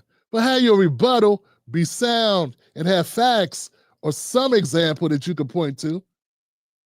And if not, say, hey, I got no way to confirm this, but this is what I think. This is my opinion. Then we know we're living in fantasy land. You can believe Bigfoot is real. Fine. But tell people, I believe it's real. Don't pretend like you saw it. Tim Black's BS detector. What you have here is the inverse of that. And if you go check, man, you want to talk about a black pill. You go check the comments on the fundraiser. It's just hatred against white people. As you saw, I mean, it's just like rewarding the guy for killing a white person. Tim Black's BS detector. Tim Black's BS detector. Yeah, you know, once again, I got a lot of problems with Benny Johnson saying, because it's such horseshit. But particularly this guy Tatum, Officer Tatum, that he can sit here and shake and nod, yes, like a trained chimpanzee, while the guys is spewing bullshit. While he's just throwing anything against the wall. Look, man, there's a group of people in the country that does have a history of rewarding themselves and clapping and taking home trophies from killing black people. It's not Asians. It's not the Latinos or Latinos that aren't white. You know, it's one group that did that. We don't have to pretend we ain't got to guess. Fam, we don't have to guess. We ain't got to bring out the Ouija board. We don't need to go to a psychic, right? We can just open a book and see case after case after case. Why is Benny Johnson acting like we don't live in America, that we don't know what history is? Yeah, I know you guys want to take everything out the history books, but we already saw it. Why is he talking as if reality isn't reality? It's got to play victim. There were black people in the comments section who said mean things. Hey, dog, I'm not going to deflect on that at all. I agree. Are we pretending that there weren't white people saying mean things on X and Facebook? So let me get this right. You go to a pro Karmelo site where people are so supportive they're giving money. You go to a page that's for that purpose, and you're surprised to hear people that support him? That's kind of crazy. Look, dog, I can go to X or Facebook and see worse comments from people who haven't given a dime to Austin Metcalf's family, but they just talking because that's what they do. But Benny acts like as much gaslighting as Benny Johnson and Officer Tatum do on this internet, for them to act like they somehow saw something that made them clutch pearls. Man, if that's not a Crockett, if that ain't some Jasmine Crockett, what is? Tim Black's BS detector. It's a really bad place to be in the country. Like, that's like the precursor to race wars and new civil wars and like the actual fraying of society. The fraying of society is black people in a comment section of a person they feel was justified to defend himself. Boy, you can't get more hypocritical than that. I mean, the hypocrisy of Benny Johnson is amazing. I wonder what the comment section of Daniel Penny's website look like. I wonder what the comment section under Rittenhouse look like. I wonder, since Benny now pretends to be a journalist and so does Tatum, I wonder if, since they were doing the prep for this episode, I wonder if it ever crossed their minds to do a little due diligence and look at some of the comments under Rittenhouse or under Daniel Penny. Oh no. I'm just wondering if they did, because that would make sense. I mean, since they want to be honest and not be a couple of hacks. But Benny, it's bad, man. It's bad. Benny, this has been going on forever. It's just that what happens when you see racial conflict, the ugly head is reared up. Tim Black's BS detector. Tim Black's BS detector. Tim Black's BS detector. Lynchings in America are a poignant symbol of terror. They were used to both punish and instill fear in both enslaved and free black people for what were considered major and at times minor infractions. According to the Equal Justice Initiative, more than 4,000 black people were lynched in America between 1877 and 1950. Mississippi recorded 581 lynchings, the highest of any state. Black people been feeling like this forever. Yeah, but why did I have to put that clip there? You didn't put it there. That's my clip, guys. You would think that Benny Johnson or Officer Tatum would keep it real at least a little bit. You got a perfect example of why black people may feel the way they feel. America has a history of lynching black people. Black people do not have a history of lynching white people. That means mobs of black people going into prisons, dragging out black people who they framed or lied about. Or, like in the case of Emmett Till, just going to get him from his damn house for him never to be seen alive again. And then admitting they did it. This was not the 1850s, this was 1950s. In fact, there are still black people coming up missing, mysteriously. And people equated or people attributed to possible lynching. Here in 2025. And we got these two guys acting as if black people just woke up on the wrong side of the bed. Is this something wrong with black people? Why do black people feel like white people are the enemy. Now, look, we can argue and we can have a good conversation about how productive it is to put people in groups. We shouldn't, really. People are individuals. We should judge people individually. The problem is, America ain't been doing that with Black Americans.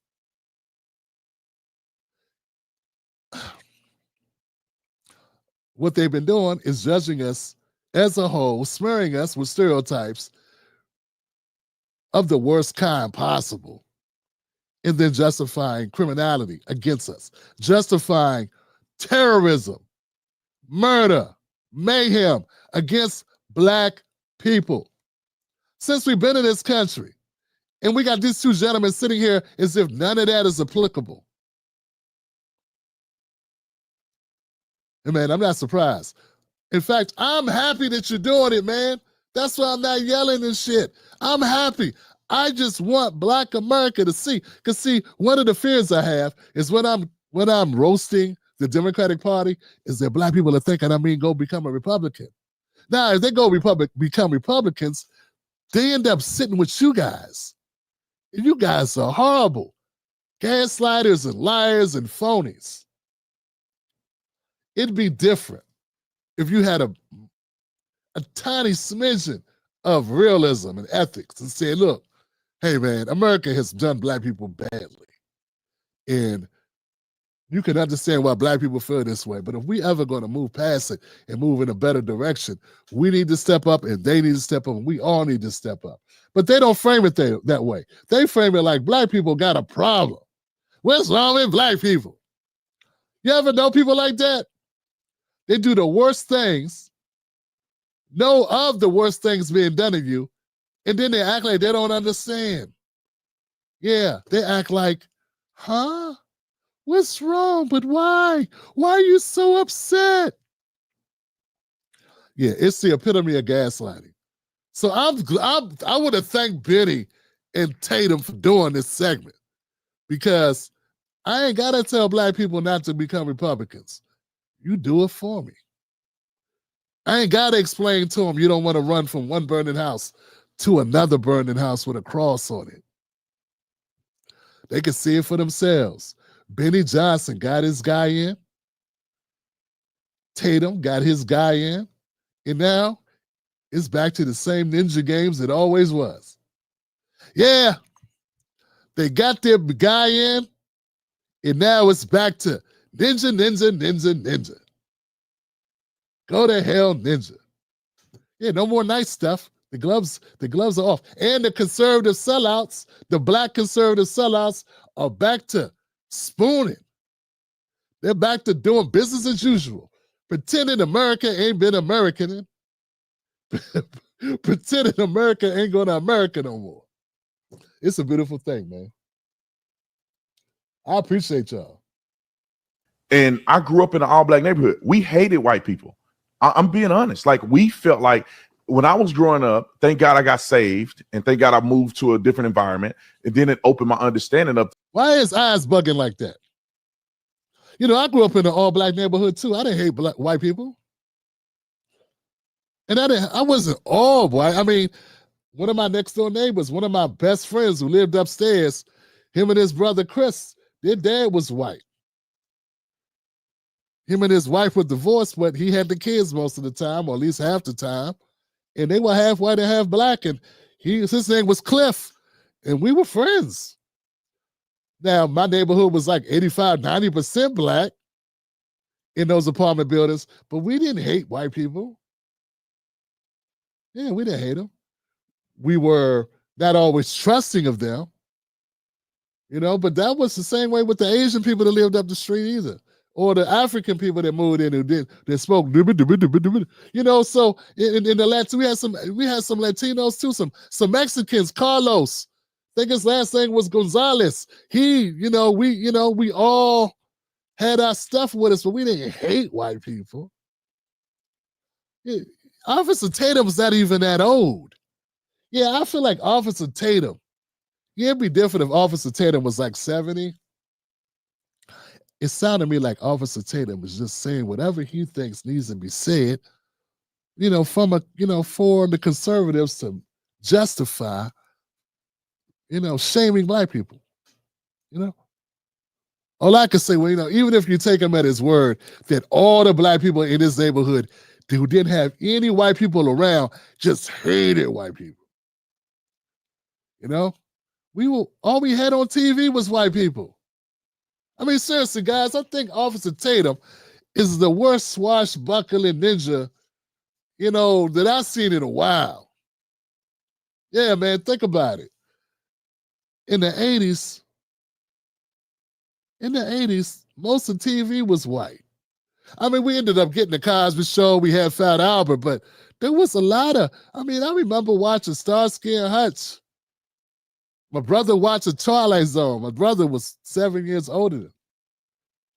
And watching shows with him. I remember watching Benny Hill. I didn't hate white people. Benny Hill was fun. Welcome Back Kotter had white people. I didn't hate white people. What is this guy even talking about? Fam, Black America, what's this guy talking about? Officer Tatum said his neighborhood was all black and they all hated white people. Nah, man, it doesn't ring true. It doesn't ring true at all. Sounds like Officer Tatum is full of it. Sounds like he's a worse shoe shine guy in independent media. It sounds like Charlie Kirk picked the right shiner to be in his network. Yeah. No wonder why they rock with you.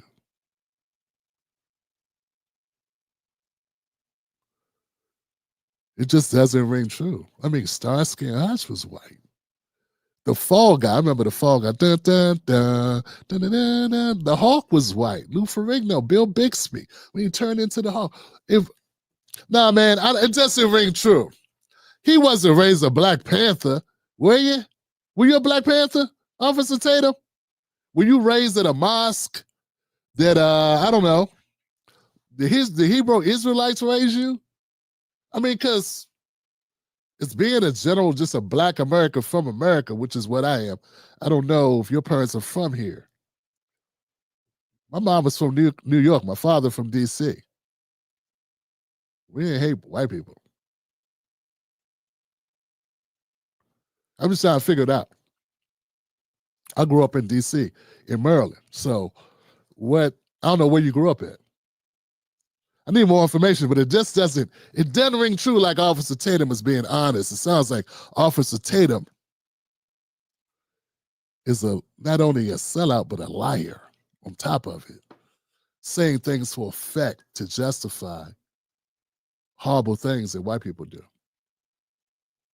That's what it sounds like. What you guys think? Let me know in the comment section. Let's keep going. Wait a minute. This is not the way that we should be behaving. But if a black kid is wrong, we feel like it's justified because of slavery and Jim Crow and all that other stuff. And No, we don't feel like it's wrong. We feel like he had self-defense. It's not about him being wrong. We feel like a black kid is wrong. No, we feel like if someone puts their hands on us, then how we react to that may not be the way they expect us to react to that. The same way you felt about Daniel Penny putting his hands on Jordan Neely, right? You felt that Daniel Penny could do that because Jordan Neely, who was unarmed, was a threat, right? So you don't think an actual person in your personal space touching you is a threat? I don't know. We'll see what the law has to say. But it's not about right or wrong. I wish it never happened. But I defend and I support him defending himself. Yeah, I support him defending himself. I do not feel that Jordan Neely was attacking Daniel Penny. He didn't make physical contact with anyone. So if he didn't make physical contact that day with anyone, how is he a threat?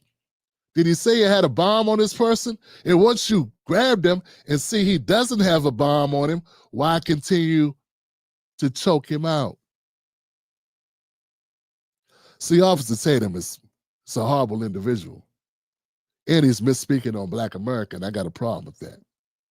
Now, there may be some Black people that are that feel a certain way. There's always going to be some fringe people that feel a different kind of way. But as for the majority of the people that I support or that I've been in contact with on this issue, and I've talked to hundreds of thousands of people on this topic who are not conservative or who are independent, they tend to believe that he was defending himself and he has a right to do so, particularly in a state like Texas.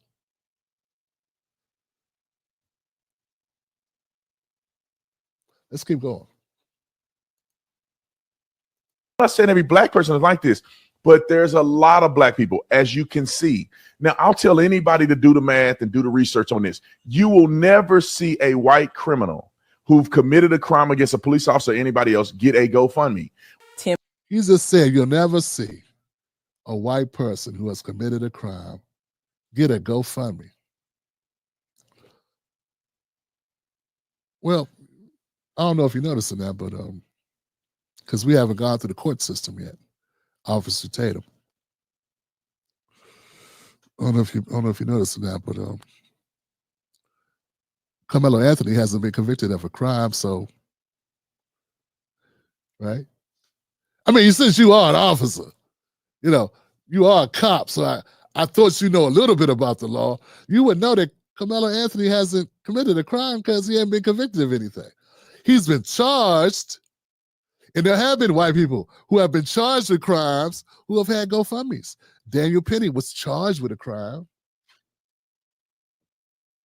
See, they already convicted Karmelo Anthony of something without him even going through the process.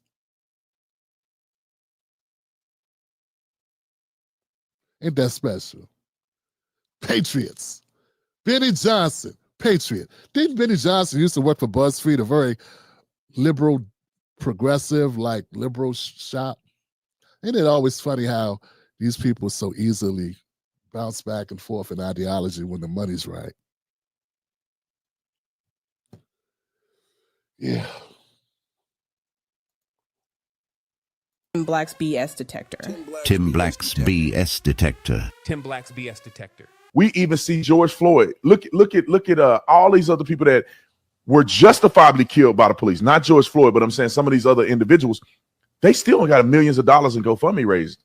They still got all kinds of money being raised. Tim Black's BS detector. Yeah, Officer Tatum has I don't know. I don't know why some people think that this guy is, I don't know, right about anything.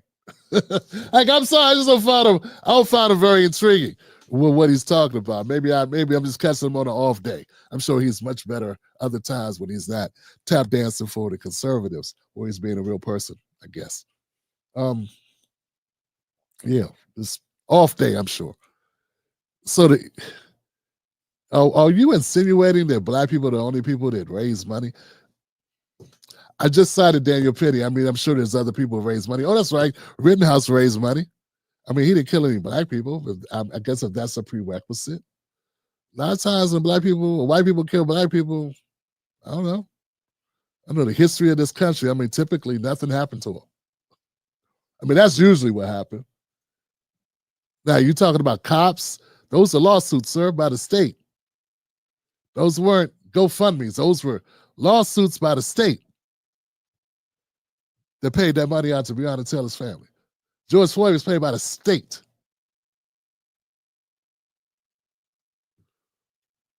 And historically, based on how Americans treated Black people, Black people tend to try to support one another based on that, feeling that we all we got. But I guess you wouldn't understand that because you ain't Black. You're a conservative, right? Sort of like not being Black, but being LGBTQ, or not being, I don't know. It's kind of weird. Yeah, I just gotta say, man, it's one of the worst. It's one of the worst one of the worst commentators of the conservative bunch that I've seen in a while. Him and Benny Johnson, this segment really was bad. Maybe it got better later, but I just don't have time and I won't subject my audience to it. But I gotta say, man, I'm unimpressed with your delivery and with your statement of the facts. A lot of absolutism and never see and it never happened, and I could just debunk you right here on the spot. You know, I think that's goofy. I mean, I think we could throw a rock, or we could hit a grok or a Claude or a ChatGPT in 2 seconds and find out, yeah, white people have used GoFundMes and give send me goes before. Yeah. I don't know how often black people have been able to use those, but I got a feeling when it comes to raising money, white people outdo black people just based on they have more money to give, for instance. And we are a minority in this country. I know that's probably, I mean, you know that better than I do. Officer Tatum, isn't that part of your dance routine? Because they're the majority in the country, so that's part of the reason why you do what you do.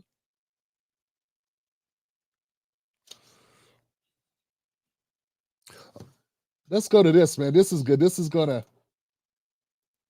Tim Black's BS detector. Tim Black's BS detector. It's because black people, for some reason, have this racial hatred towards white people. He said for some reason. He didn't say some black people. He just said black people. Benny Johnson, I don't know why you look at him like that. You knew this cornball was going to say that. He's black. Why would black people have a hatred? What happened? Let's see if Officer Tatum tells us. Ingrained in them. Tim Black's BS. It's ingrained in us, in them. He said them. He said they have it ingrained in them. Yeah, when black people that have a tendency to talk to about black people in the they them. Benny Johnson, I don't know you, Benny. You sound like you're full of it too, but just a note to the author or the host of the show, when you bring on a black person that refers to black people in the they, them pronouns, probably not a person that you could bring on for clout to discuss anything regarding black people with any type of definitive argument, as if they can speak for us or are knowledgeable or can serve to be whatever you're trying to make them serve to be. Yeah. They're not the guideposts of blackness. The they, them, pretending that black people is the other when they themselves look black. Kind of a giveaway there. Might want to at least, but I know Candace Owens consider herself Caribbean, Black Caribbean, not Black American, whatever that was. I don't know. Maybe Officer Tatum's the same way. Officer Tatum. Yeah. I don't know what Rashad Ritchie sees in you. All right, guys, let's keep going. I got more here. Detector. Tim Black's BS detector. Tim Black's BS detector. That's almost in their bloodline. Tim Black's BS detector. Tim Black's BS detector. Tim Black's BS detector. And you talk about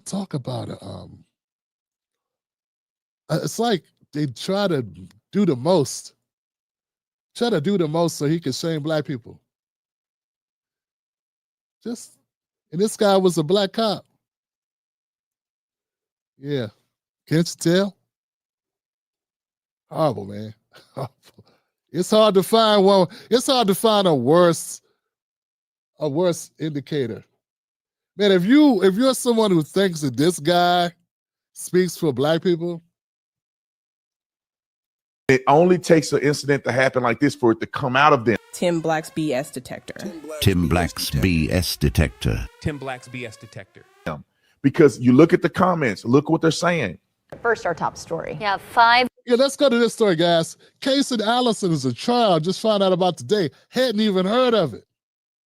Haven't even heard of this story. It's of Kase Allison, 18 at the time. He was accused of fatally Joe Ramirez, who was 18, in a Belton High School bathroom on May 3rd, 2022. Allegedly, Kase Allison, the white guy here, stabbed the Latino guy in the chest, back, legs, and arm during a fight. He faces 5 to 99 years in prison if convicted. He also has an additional charge of assault on a family member after this, because he's been out on bond. Yeah, so I don't know. Allison admitted to stabbing Ramirez. He was indicted by a grand jury in June 2022 for murder. And initial bond was set at $1 million, just like Karmelo Anthony. His bail was reduced to $175,000. That's considerably lower than Karmelo's bail. And he stabbed Ramirez chest, back, legs, and arm. He stabbed him 4 times. And he caught another charge afterwards, like after being home on bond. He caught another charge and was able to bond and still stay out of jail. He's also arguing self-defense.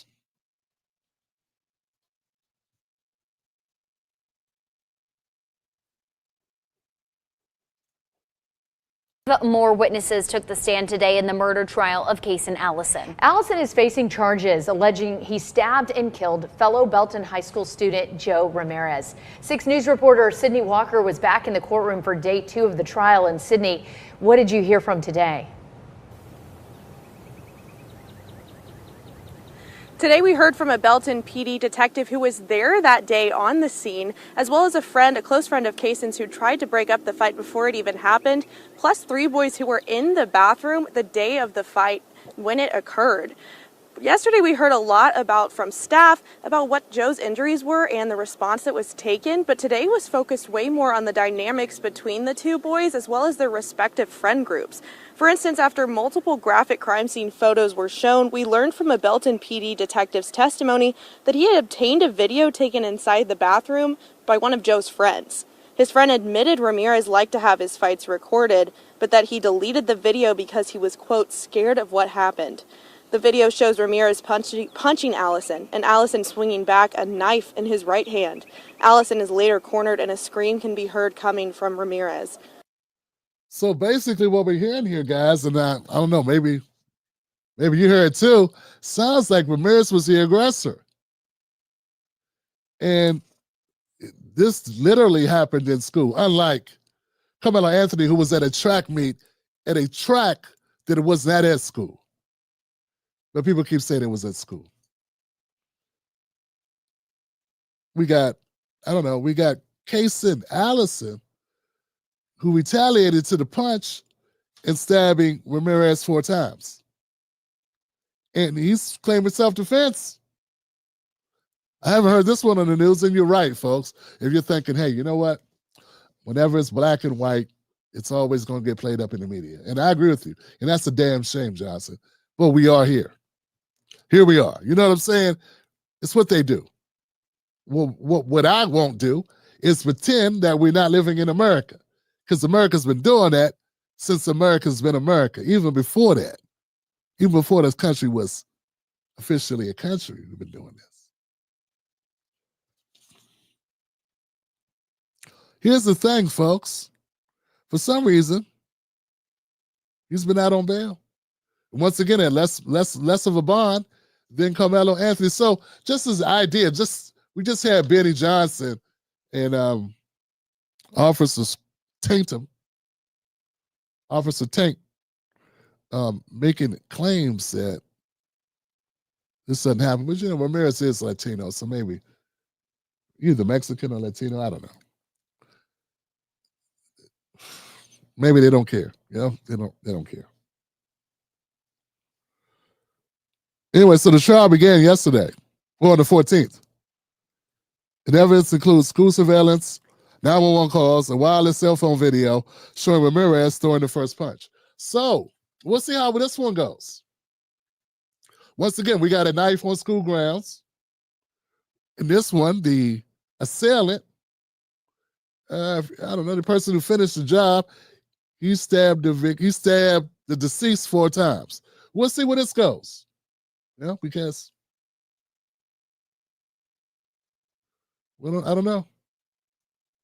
So it looks like making bail doesn't seem to be that crazy an idea, even though with the Carmelo Anthony story, they're even not only threatening the life of Carmelo Anthony's family, including his younger siblings and his mom and his dad, but they now resorted to threatening the life of the judge, who is a black woman, who's a Republican, who lowered the bond from $1 million to $250,000. But that's not as low as it could have went. You know? As we can see here, there's precedents to lower it even lower, and she didn't. They're even threatening her life, that she has to go get security. And we just saw a segment where our good friends, Benny Johnson, our good conservative friends, just made it seem like no one does this except black people that get, I don't know. It just made it seem like everything that's been going on has been sort of crazy and sort of a black thing. Anyway, and there's been no precedent where this has ever happened before. You know, like I said, look, hey, we got a long way to go and more evidence is going to come out. And, you know, so I'm not suggesting we know everything that we're going to know. All I'm saying is, if you're a person that supported Daniel Penny and you don't support Carmelo Anthony, I got to wonder why. But if you're a person that support neither, then at least I understand your point of view. At least you can make the argument, hey, I don't support Daniel Penny, and I don't support this guy, Kase Allison, who was punched first by Joe Ramirez to respond by using a knife and stabbing a guy 4 times, or another kid 4 times. And I don't support Carmelo Anthony. And I would say I understand where you're coming from, because you're consistent. My problem is with people that lack consistency. There are people that I know detest violence no matter what happens. And unless somebody tries to take your life with a weapon, they would say, get away, run away, fly away, get away. And that's just how they are, and that's how they've always been. And if they're consistent with that, I would have no words for them, no negative words for them, because that's a person who believes what they believe. But I haven't been a person who grew up a certain way, where people did get violent, where people did pull guns and knives and stuff, and people did jump people. And I have seen people get beat to the point where they almost lost their lives or were severely injured by a fist fight. Because when people get knocked down, sometimes they stomp you. All types of stuff happen. Point is this. My background leads me to believe that once you lay hands on people, you don't know where it's going to go. So this Kase Allison story, I just became aware of it. But hey, we got to keep an eye on it, because we're keeping an eye on the Carmelo Anthony story. And this serves as a good barometer check, right? So how are they going to rule here? Yeah. Let's hope this one doesn't. This particular story has been in there for 2 years. It's been going on for 2 years. Let's hope this Carmelo Anthony story doesn't, or this case doesn't languish on for 2 years. I don't know if I can last that long. Jeez. All right, folks. Let me know what you think in the comment section about this topic.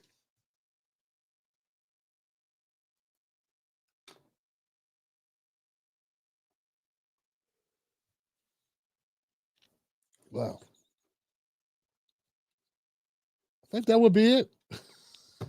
I think that should be it for tonight. Don't you think? I think we did some damage tonight. We had some good topics, right? We did pretty good here. I got a couple other stories. I think it'd be better to let them wait till tomorrow, because they're on totally different topics.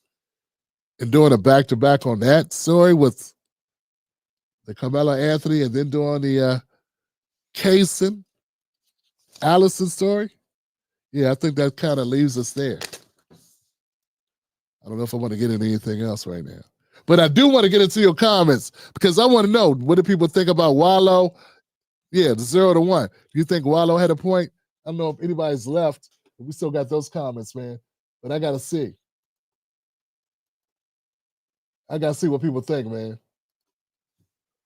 Buck Bewley came through. He says, congratulations. Black Mamba came through with a super sticker. Thank you, Black Mamba.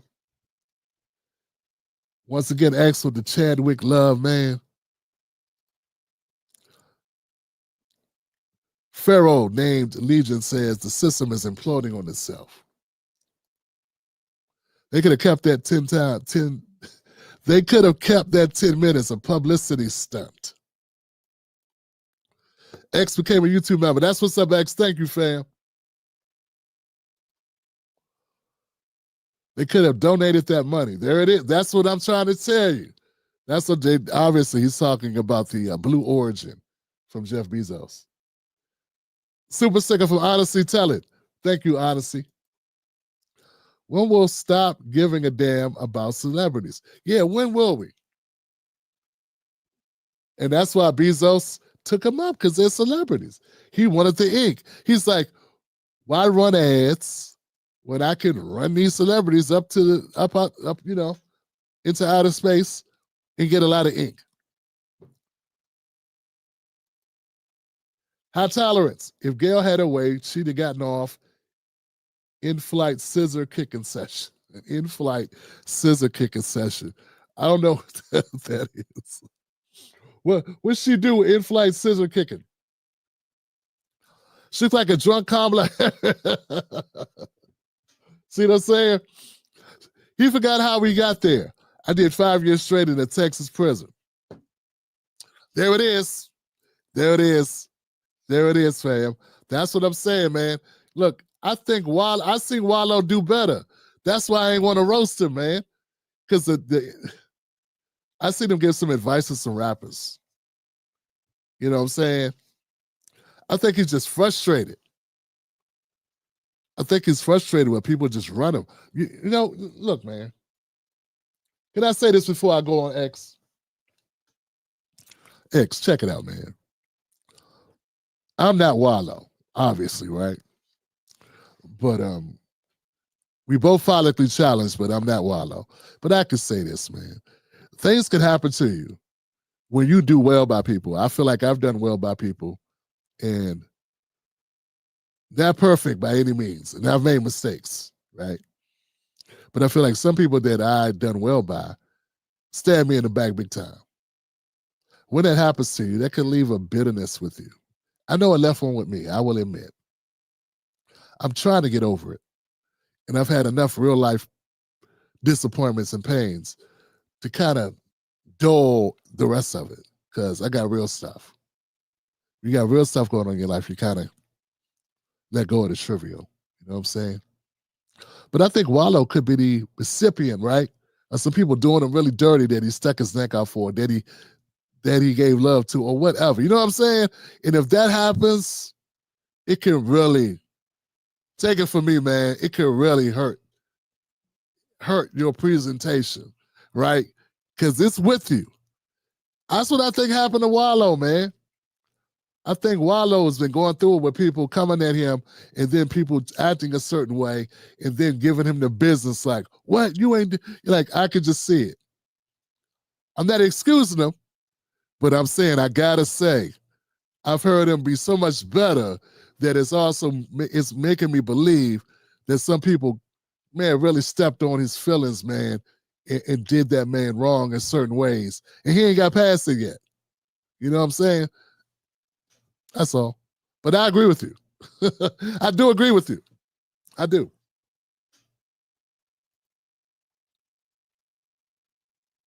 I make 100 grand. Yeah, I make 100 a year, 100,000, 100 grand a year after I got my life straight. He's silly. Right. You got your life straight. That's what I'm saying. Yeah, I will never just put people in a box, man. Some bootleggers talk like they don't humble themselves. I don't know why, fam. Tim, I relied on God, myself, and people that believe in me. I take those same people to this day. You make it, you help the next person who's trying. FBAs, we need to hold each other's hand. I try to, fam. I try to. I do. Well, I'll be doing this a whole different way. Because believe me, the Officer Tatum door, that's been open to a brother. And this is where I sit. So I feel you.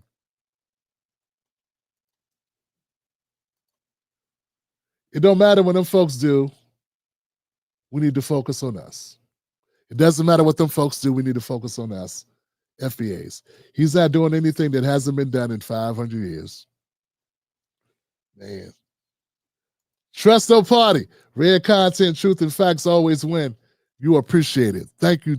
Trust no party. That's it. Trust no party. Man, if people could just get that, fam, I feel like we'd be in such a better place, fam. If people could just get your title name, your screen name, fam. That's all I'm saying. Make them deliver. That's all. And it's like to these Democrats, for me to say we need to hold Democrats accountable and make them deliver, to them, that is like sacrilege. That's like toxic masculinity to say that. You don't think I would expect that of Republicans? Yeah. They think they deserve our vote just because they got Cory Booker over there. Because they gave, because Ketanji Brown Jackson's on the Supreme Court. So that's supposed to mean that I'm supposed to get in my vote and get in the benefit of the doubt. 50 years of benefit of the doubt is a lot of benefits of the doubt. Megs came through. Thank you, Megs.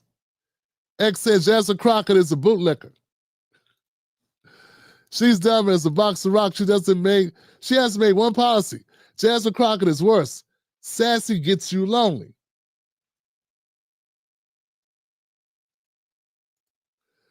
Jay came through. Thank you, Jay, for supporting the show, man. Good to see you as always, bro. Bobby Williams. We need to come up with those bootlicks info so we can post it online. That, my friend, is Officer Tatum. He has a web channel, a YouTube channel. He has an X account. And he has no respect for Black America. I live here in Houston. Stand your ground, the Second Amendment. Keep your hands to yourself, self-defense. Leave us FBAs alone. That's why I support Karmelo Anthony. And look, I used to be a guy because I seen so much damage and pain with firearms, right, with guns. But I had Marge Torre come on my show a few years ago. That's the Black Guns Matter dude when he first started. People that have been members of the 10 Black Wolf Pack who are gun owners, good friends of mine. It changed how I view things. And I'm not just talking hunting. Sometimes people feel like they're hunting. They're getting hunted. And there are people that don't live that way, who don't understand just because you put your gun up don't mean everybody else did. These are like concepts that are very basic. One of the things Tesla said during her Breakfast Club interview today was that the progressive, those on the left and progressives, are pretty much just a bunch of white kids from whatever, and they don't get it. I'm glad I'm out of there, so I don't take that in any kind of way, and I agree with her, which is the reason why I'm not supporting that. Because they don't understand that there are people that live in areas where just because you put your gun down, everybody else didn't. Now, you're the only one without a gun and with a 911 on the phone that take 20 to 25 minutes to show up. They don't even understand that. You know what I'm saying? That we got more guns in America than people by far. And they think the only that this attitude that because they don't like guns, that changes. That changes reality for people's lives. And if they would label me and come at me and say, and threaten to pull support, all types of stuff, because I have a different view from my life experience, from what I've learned. And that's just how they are, man. If they disagree with you, some, not all, some people, if they disagree with you, even if you got very good explainable reason, like you can articulate it, because to them, the support doesn't mean anything. It was superficial to begin with. Yeah. It's a lot of people that are superficial. Just keep it moving, man. Thank y'all, man. This is great. I appreciate y'all coming through tonight, man. 500 years, you think it's still okay to harm people? Yes, they do think that. And they think we don't have a reason why we might be a little leery. Yeah, man, that Tatum guy is the worst, man. I ran across some bad ones. One bootlicker and one pale face. Now, one bootlicker and one lion-ass pale face. Ain't nothing wrong with being a pale face. Yeah, you could be white. Fine, great. But be my brother, be down, be real. Don't be phony. I met some white people that are real. Not like this guy. This guy, Benny Johnson, he's full of it. If they stop stealing our culture, our language, our freedoms, our history, they will be fine. Leave us alone. Hey, man, if you can't love it, leave it alone. It's not about race. It's about respect. You disrespect, you get the business. That's it. That's all I'm saying. And I just can't believe, I cannot believe that, I believe it. What I'm talking about, I can't believe. I just find it really disrespectful, all the crap that guy Tatum was talking. I remember a show called BJ and the Bear. I remember Kit. Remember that guy Kit, Night Rider? I didn't hate Hasselhoff. Thought he had a cool ass car. This guy get up here and talk like black people don't have like reasons for what they feel and that we just a hateful people. And that's not true, man. One of my funniest movies of my childhood was Steve Martin's The Jerk. Was Eddie Murphy Trading Places. And we got this guy talking like black people hated white people. It's just not true, Johnson. We were coming up, we didn't even know enough to hate white people. I'm just saying, I didn't know enough. Now, by the time you get maybe to high school and you start junior high, and you start getting smidgens of your, of your history, you might then have more reason to feel like these people are not friends, like these people are not friendly to me. But then you have experiences and you meet people.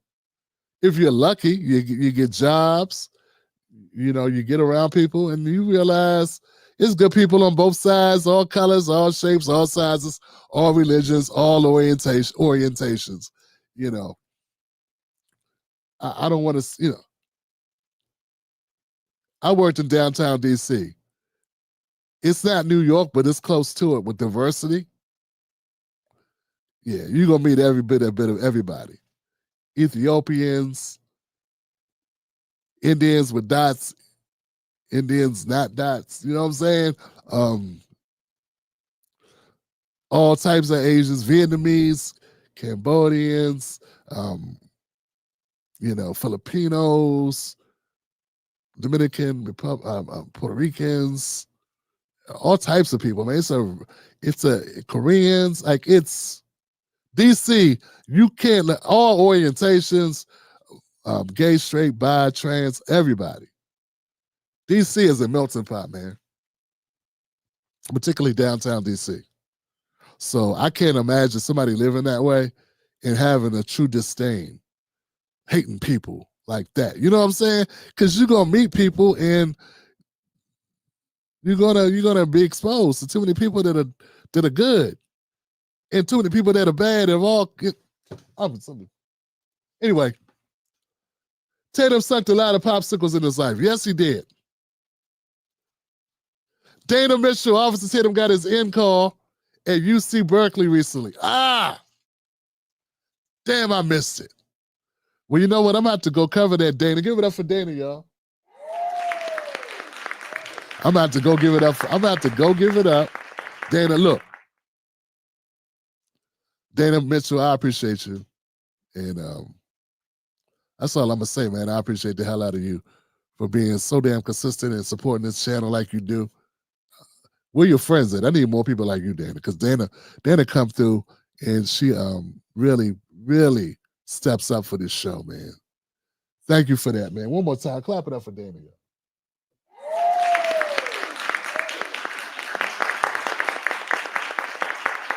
Sometimes this show be like, I'll be going through it over here, man. Be tough. But Dana, for some reason, I don't know what I'm doing, but I hope I keep doing it, Dana, because we appreciate you over here on the Wolfpack. Thank you, Dana. And then look, and that goes out to other people too. Dana, Dana's blessed. She can hook us up, but that's to anybody. Black Mamba, Trust No Party. You know what I'm saying? All y'all. M Sparks, X came through big time tonight, man. Thank y'all. Thank y'all. Anybody who supports the channel. Megs. Number love, man. Had a rough day yesterday, and I want to thank y'all for being here for me tonight, man. This was a pick-me-up a brother needed. Y'all just don't know, man. Thank y'all. M Sparks says, free Palestine. Yeah, free Palestine. Free us all, fam.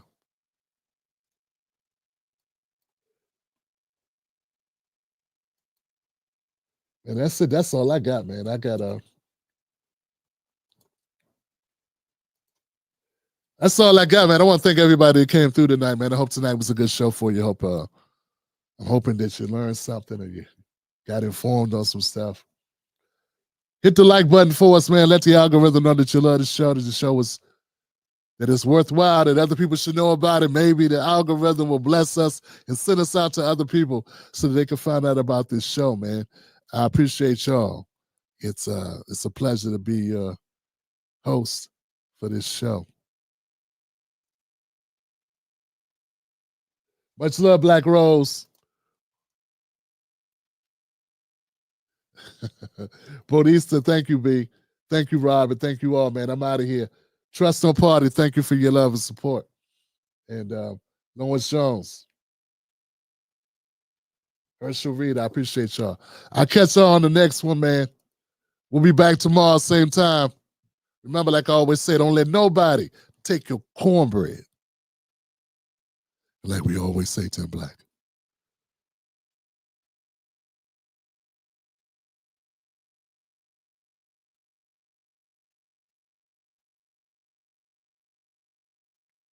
I don't know, man. Just had a moment.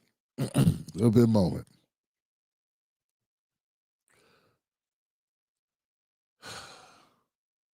Hey, Mrs. Black. Shout out to my wife, Mrs. Black. Someone said to me something. Let me share this with y'all. Someone said to me it was a black woman. At least her avatar was black. And she was criticizing me for supporting Karmelo Anthony. And I said, Daniel Penny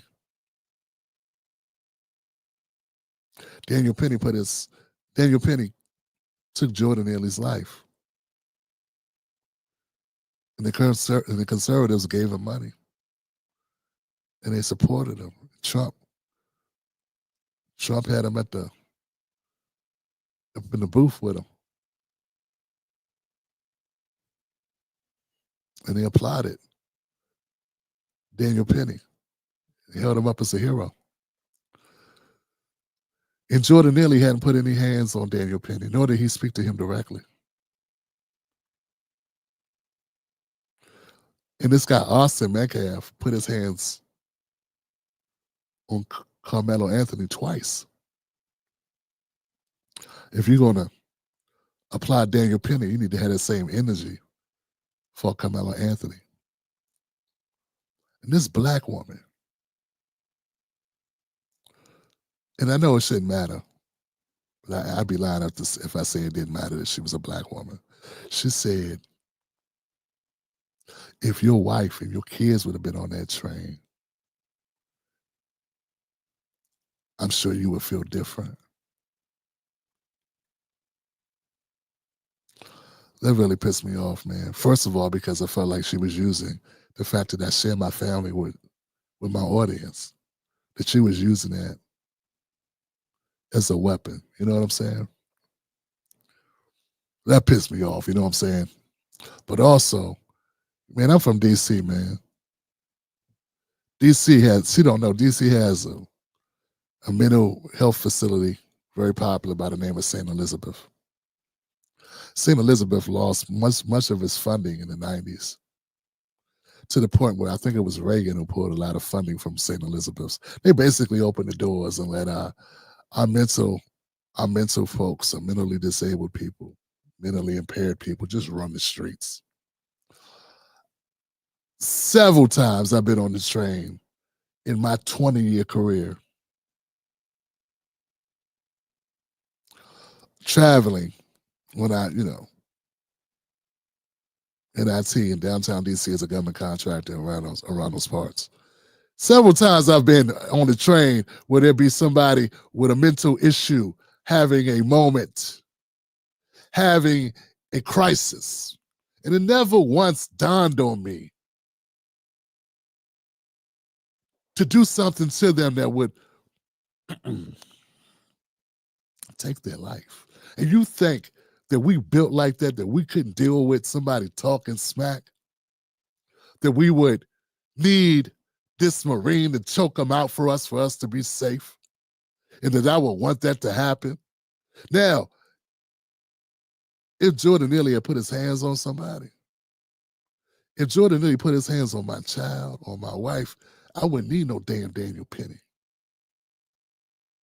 I got that. I'm going to handle that. But that's not what happened. You don't get to remake what happened. All he did was get loud. All he did was talk reckless. He did not display a weapon, nor did he touch anyone. If he had have escalated it, I would have agreed with Penny. Also, if you're going to lay hands on somebody and you are Daniel Penny, you are strapping Marine, trained in hand-to-hand combat, the least you could do is warn a brother and say, hey, you need to have a seat, sir. I've seen clips of people dealing with people that are irate on trains. And I saw a brother, I don't think he was a Marine, but he said, hey, man, let the lady go, man. Leave the lady alone. You need to sit down. Daniel Penny did not give this young man a warning. He did not say, hey, you don't want me to raise up. See, where I come from, that's what you do. You give people an opportunity to get their mind right.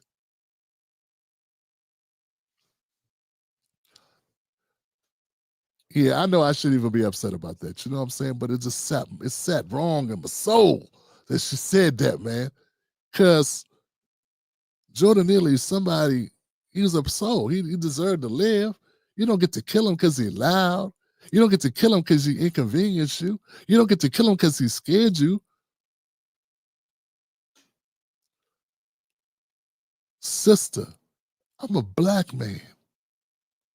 I scare white people all the time.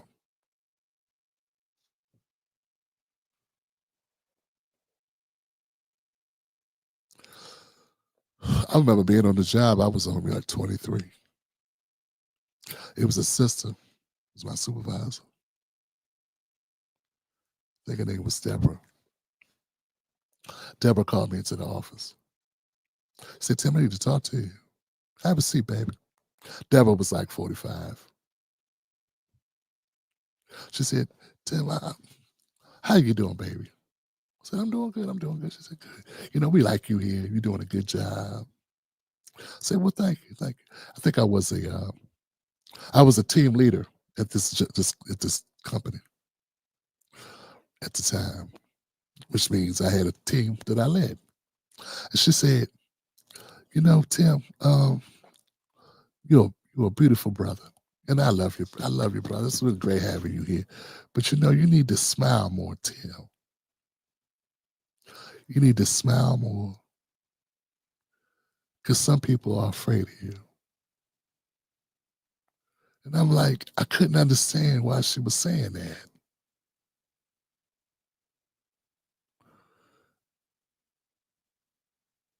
Because I thought I did a good job, and I thought that,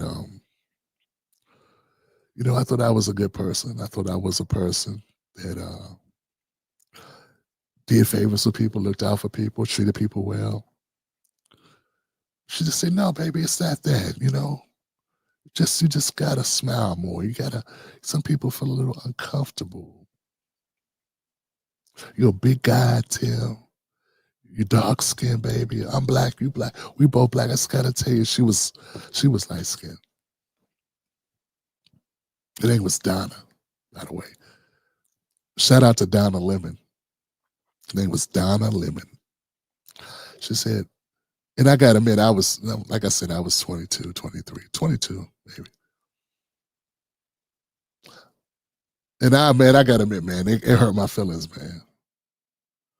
Tears came to my eyes a little bit, you know. I was hurt. You know? So, baby, don't be like that. So, she came and she sat next to me. She took my hand. She said, baby, it's what we gotta do. Sometimes these people get scared of us. But I'm not scared of you.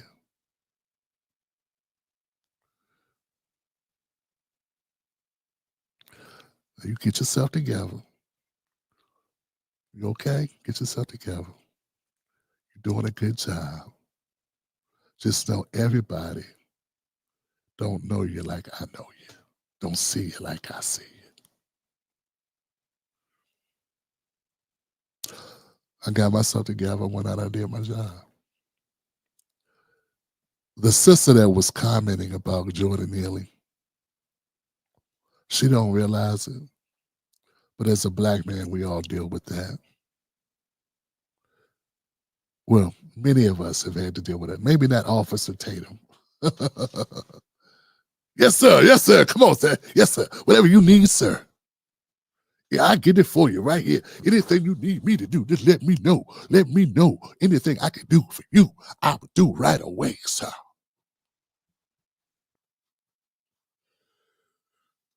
But there's a number of black men that know exactly what I'm talking about. Trying to work in them corporate environments. So when you say it's okay to kill a black man if he make white people uncomfortable, you're talking about a lot of black men.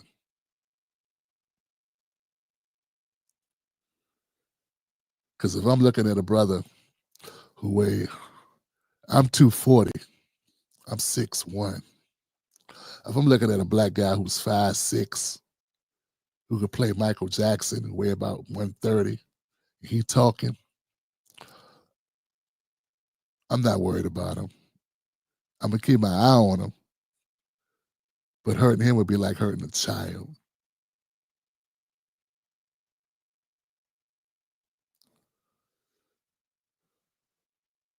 All right, y'all, that's all I got. Let me know what y'all think in the comments section. Sometimes people need to really think about what they say. Shout out to my people tonight that came through that stood up, man. I appreciate y'all. Or maybe it's good she said what she said because I was able to tell y'all a story that I haven't told. All right, Wolfpack, I got number love for you. Don't let anybody take your cornbread. That's your cornbread. Shout out to Dana Mitchell, M. Sparks, the whole crew. Thanks for doing what y'all do. Number love for y'all, man. All right, now. Last thing. Where's my ladies? That's right, y'all. Where are my ladies? Oh! There they go.